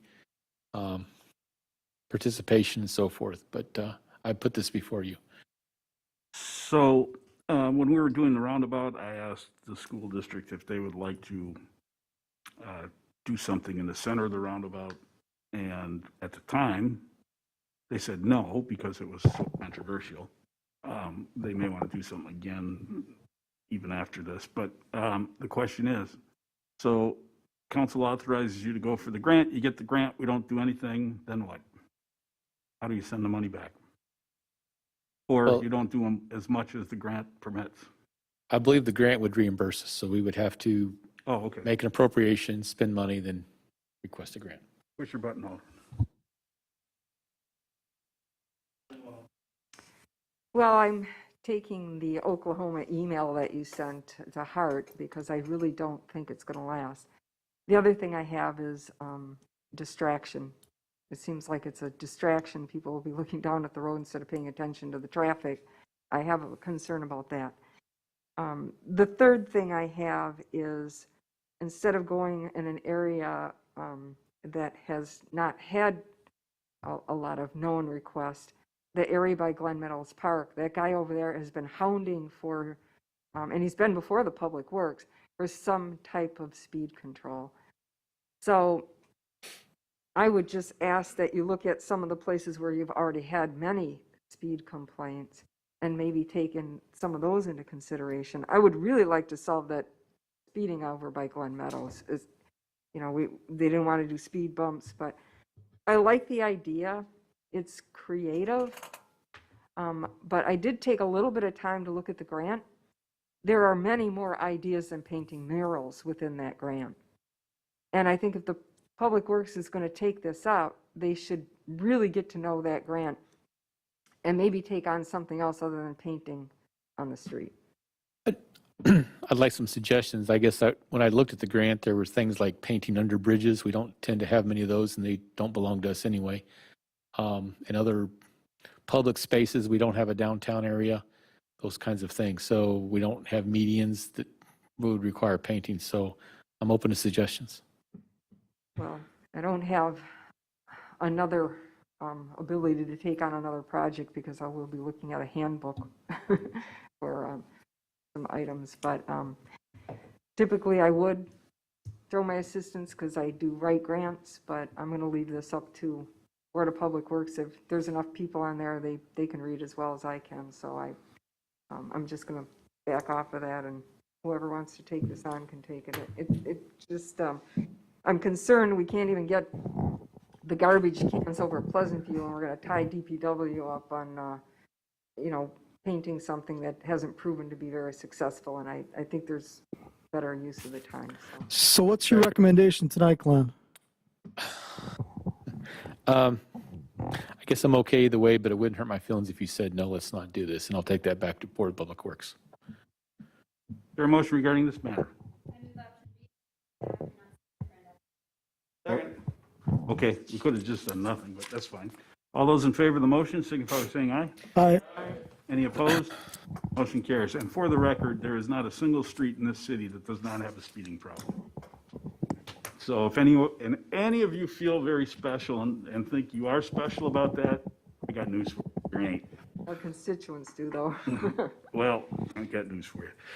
G11, the resolution to sign an intergovernmental cooperation agreement with Village Hills Corners. I'll do this real quickly. They're going to repave College Avenue, and they neglected to tell us that we have a little portion of College Avenue. They want to get reimbursed for it this year in 30 days. We're not going to do that.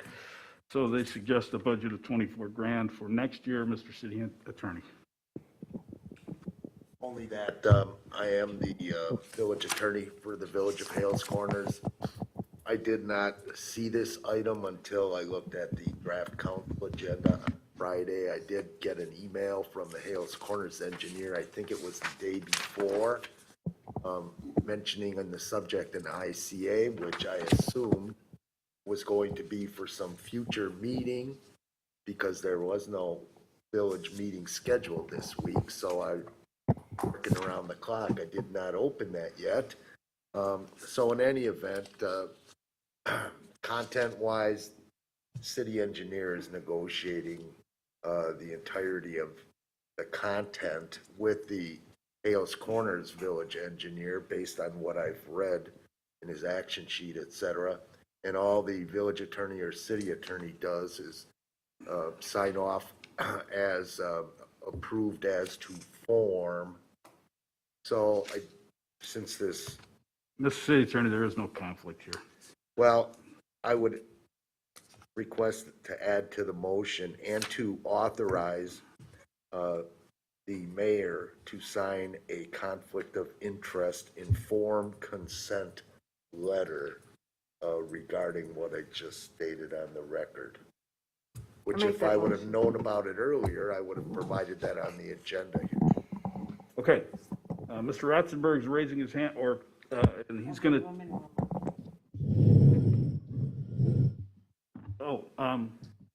You made the motion. I did make the motion. That said, I was busy about this. To have you write the letter on the conflict issue.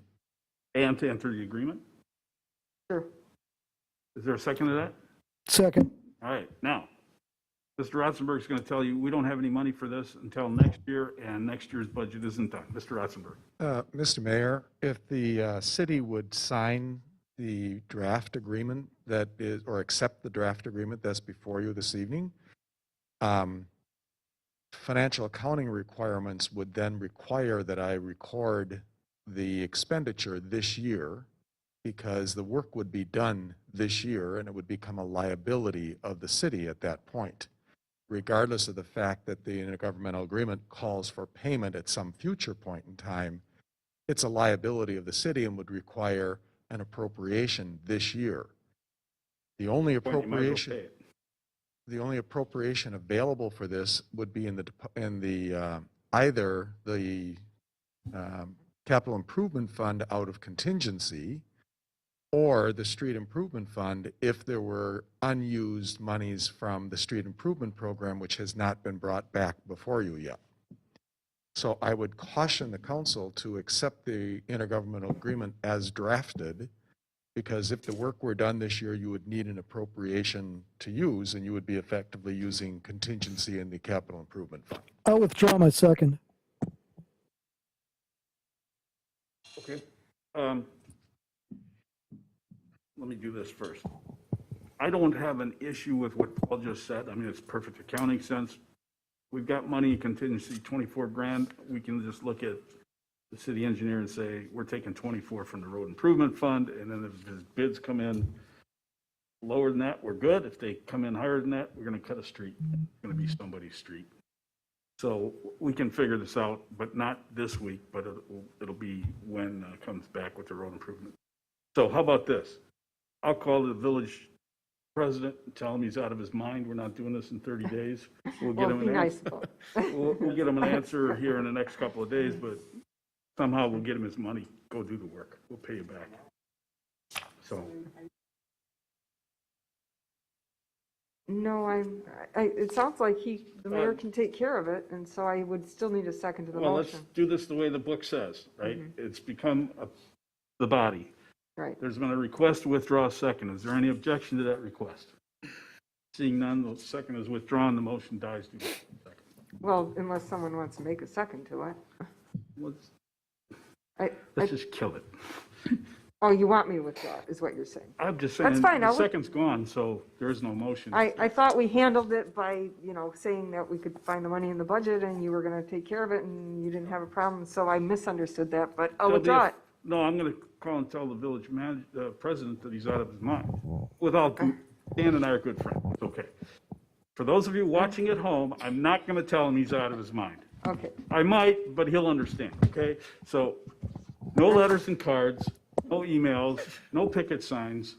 We'll take care of it. I'll have an update for you at the next meeting. Is that okay, Glenn? It's fine. All right. Killed that one. G12, transfer of a We Energies bridge to the city of Franklin. So. Give me a real happy.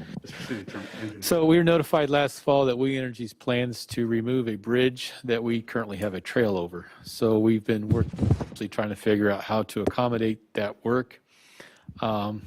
Credit to Kevin Schluter. He said, why don't we just take over the bridge? The bridge, there are some parts that don't look very nice, but they're really not as bad as they look.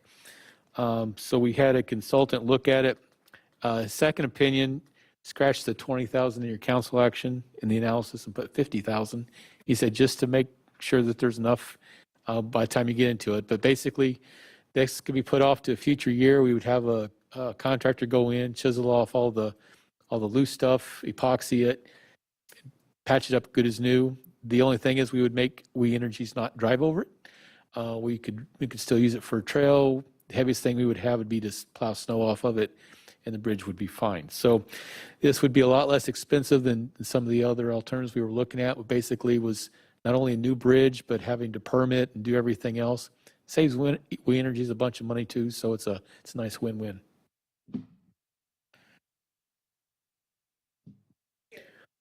This is germane to the operation of the trail, and it's a new acquisition. Could park impact fees be used to improve that? I don't believe so because it's not a new facility. It's an existing New to facility.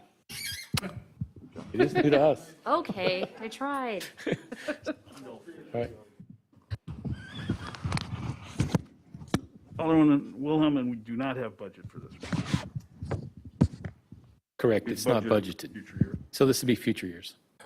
Alderman Wilhelm? is this a project yet? Because we haven't put the grant in yet, have we? Grant for what? But is this part of that trail? It's No, this is, so if you see there's a not my location district, so I'm not familiar. on 124 and 125, 126, there's a location map. So this is north of St. Martin's along Forest Home. There's an existing trail there, Go to Rosie. south of Sunnybrook. Go about 2,000 feet. Okay, It's on the left, Behind Country Dale School. okay. but you got to stop at Rosie's house. This is the one that I was hoping we could get a back gate into the school to eliminate people walking on now. Yeah. So who was the structural engineer that looked at it and said it would be 20,000? Yeah, we want his report. So we had a consultant look at it who did a lot of work for us in the past. He's no longer working for himself. So 50,000 was by Foth, the Franklin engineering firm, and they felt that that would cover not only the work, but consulting and some other things that, and again, throw in some factors of Do safety. we have a report from them? No, we don't have a full report. We haven't Oh. paid anybody for a report. Wait, what was that?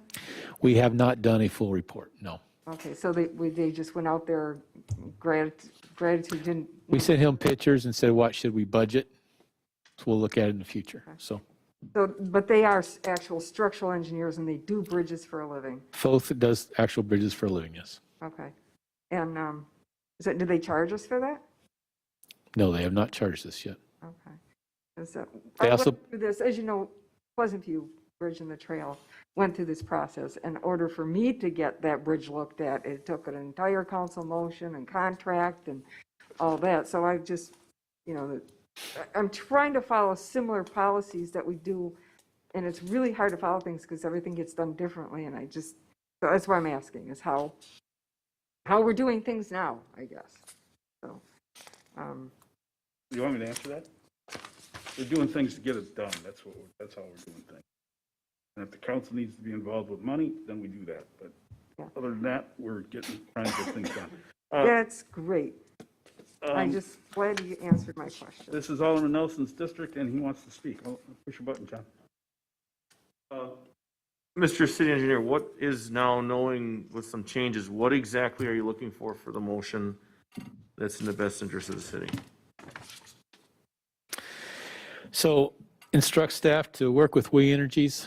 We'll have to prepare some language documentation, some agreements that would transfer the ownership of the bridge to the city. But they didn't want to go through all that effort if you did not have the appetite to do So so. are you looking at option A as an atom? Yes, sir. My motion is for A as an atom. Discussion. And you and I work on this because I'm going to make some calls. We're going to get Wisconsin Electric. All those in favor of the motion signify by saying aye. Aye. Hey, Any opposed? Motion carries. G13 is changes to the design standards for the city, construction specs. And I don't see any of these that are dramatic. I don't believe so. Anybody have questions? Alderman Warren? I think if contracts have been issued or bids, I think if bids have been issued, we're done. Yep. So, no, if a bid has been issued, then that job is off the table and the old standards apply. So whoever makes the motion will add that to the motion. Who's going to make the motion? Any questions on this? So move. Your motion is to approve the changes, but exempt any project that's currently has been bid or bid documents have been released for. Sure. Second, made by Barber, seconded by Hanneman. Discussion? All those in, you're welcome, but it only makes sense. On top of that, it only makes sense. All those in favor signify by saying aye. Aye. Any opposed? Motion carried. G14, page 145, is request to participate in the state contract for purchase of 2,400 tons and additional footing in reserve. Second. Mr. Rotzenberg.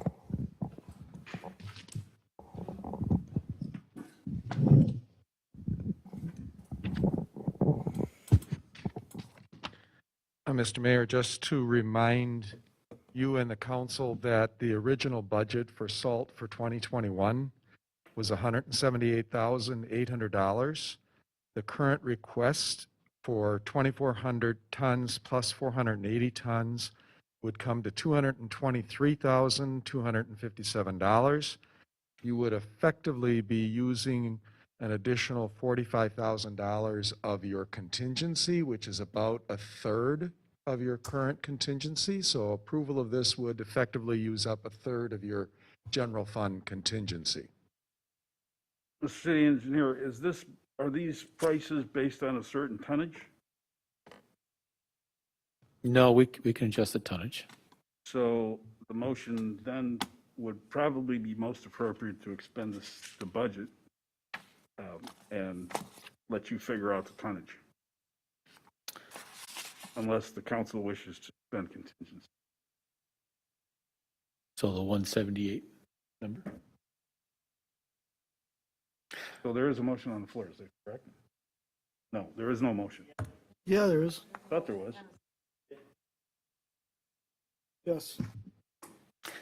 So the current motion is to go ahead and spend some contingency money, which will require a second motion. Alderman Dandria. And Push may your I- button. Mark, push your button. Mayor, how was this year? Did we deplete our excess and, salt supplies? we did use quite a bit. I think we wrote that in here. Third paragraph. Okay, Yeah. 2,400 tons. We used 550 tons. Oh, I take that back. See, 2,400 tons at 75.52 is going to be 181,278. That's about, what, $2,500 more? And the reserve order is not something we may I suggest that we could place an order for 480, but maybe we come back and talk to you before we actually place the order, because we don't have to take that reserve order. Well, the problem is at 2,400 tons, you're still over budget. Plus, Yes. you got to account for the 40,000 that you spent on the, Well, the 2,400 tons is 181, so it's slightly over. So I can reduce that to 178 or whatever the number was. Then 480, we'd like to have it available if need be, but we could decide later if we're actually going to take delivery. We don't have to prepay for it? that's a liability. We will have to pay for it. When you If- place if- the order and they take delivery at the dock, it becomes a city salt. Yeah, it's a liability, and we don't have the budget for it. No, the reserve order is, we'd say in the future, if we want it, we can make that order in the future. I guess what I'd like to say is, We've done that every year that I've been around here, but it's still a liability. okay, Well, as I misread this document, if I read this correctly, the city engineer is saying we've already used 40,000 of the current year budget by buying additional salt this year. So your budget this year Oh, then agreed. is 178 less the 40, or 138,000, Correct. which would be considerably less than 2,400 tons. So we only have 138,000 left. Correct. Be about 2,000 tons. Yeah. A ton. And we got the finance people running their checks. 1,825 tons. Close. Pray for a late winter next year.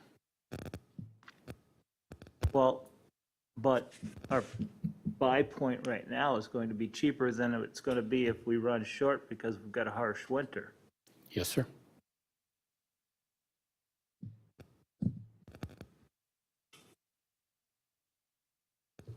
So the choice is, city engineer go buy 1,800 tons and whistle Dixie for the additional, and then come back in December and say, we need to order this because it looks like a bad winter, at which time we'll have a better handle on what our budget's going to look like, but we're going to pay more for the salt. And if there's supply. I mean, we'll That's good. get it, but that's the question mark. There may not be supply available. You guys manage the money, all around the well, push your button. Glenn, do we have anything left in storage? We do have some left in storage. Or, Should have about 500 tons. But that's well short of what we use here. right, I'm just, in addition to what he purchases, is there something you feel like you can live with as far as a ton that can still stay within the budget? This is one of those things we got to buy. Yeah, let's, is there a motion to table for 2 weeks? All those in favor? Make an order Is tomorrow. there a motion? I'm sorry. They just tabled it. Any objections to No, the motion? So we received our notice early this year. Normally, you could wait for another meeting, but we can't. I think actually the order needs to be made this week, if not tomorrow. All right, Paul, where are we going to get the additional 50 grand? Well, you do have it in contingency. You have a $125,000 contingency in the general fund, so you could use a portion of that for some additional salt. And of course, that contingency is based on the 21 budget, not the contribution from the 2020 overrun. Correct. All right, I think it'd be okay to do the contingency.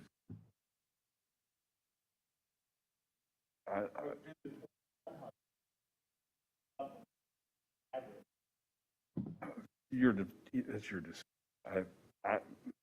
Where I sit in your position, I'd do the council action.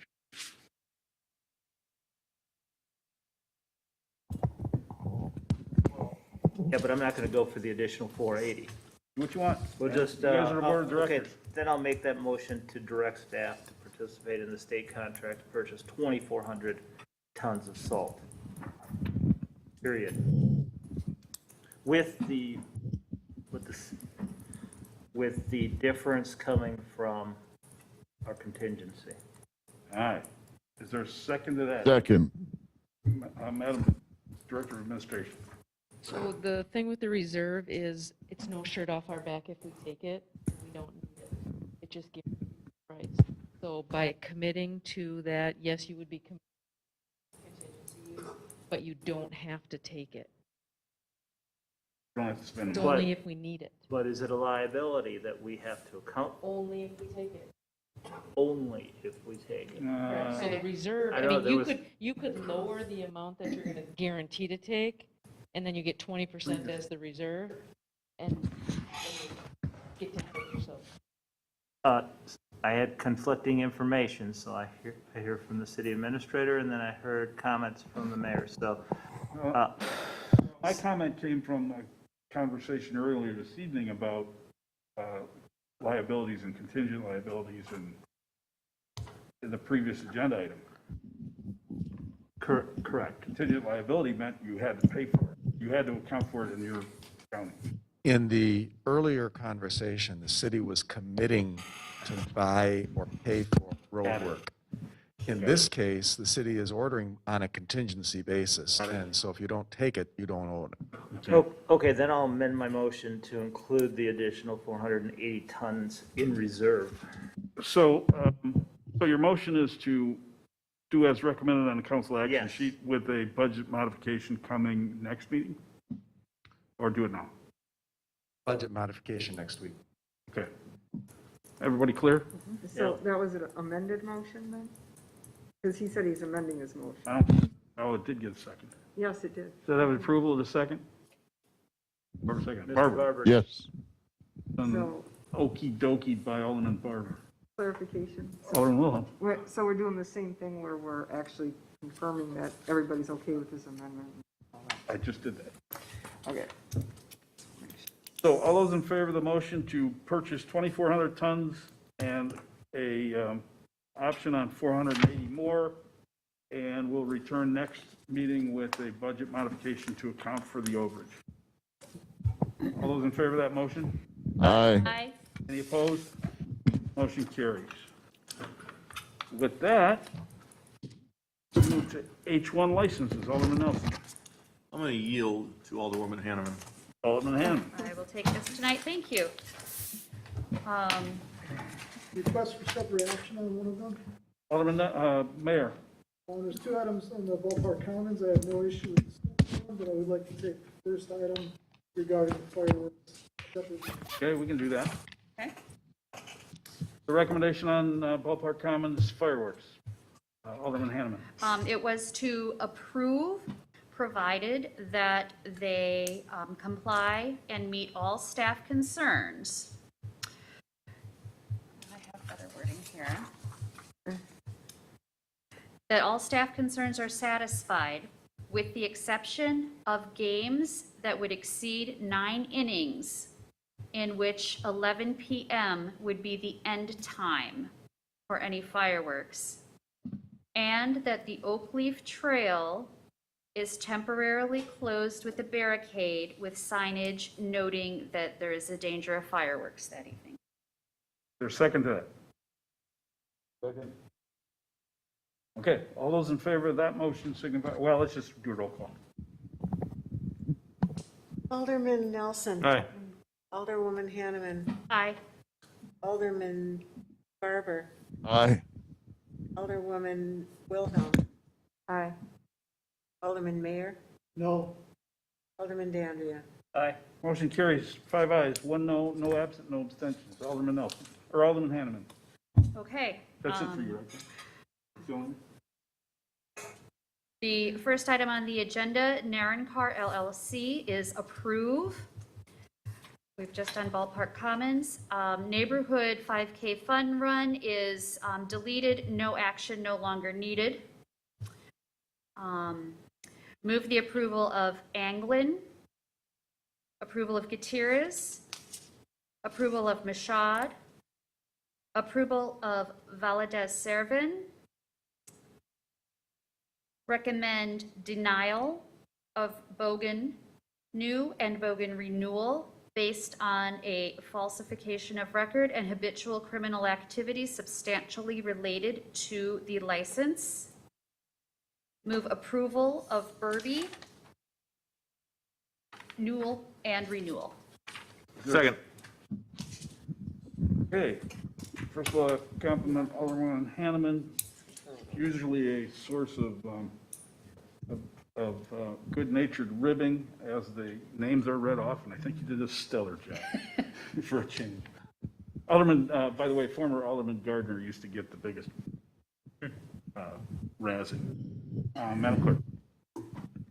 Oh, we don't need, all those in favor signify by saying aye. Aye. Any opposed? Motion carries. I-1, vouchers and payroll. Is there a motion approving city vouchers ending date of April 1st in the amount of $1,553,465.94, and payroll dated March 26th in the amount of $391,038.79, and payments of the various payroll deductions in the amount of $420,523.93, plus city matching payments, and estimated payroll for April 9th, guessed at $396,000, and payments of the various payroll deductions estimated at $233,000, and city matching payments and property tax disbursements from the ending date of March 30th in the amount of $5,902,373.03. So move. Second. Madam Clerk. Alderman Dandria. Aye. Alderman Mayor. Aye. Alderwoman Wilhelm. Aye. Alderwoman Hanneman. Aye. Alderman Barber. Aye. Alderman Nelson. All right, motion carries, 6 ayes, no noes, no absent, no abstentions. Is there a motion to adjourn? So move. Barber, Thanks, Jim. Wilhelm, all those in favor? Aye. Any opposed? Motion carries. So I get a new book.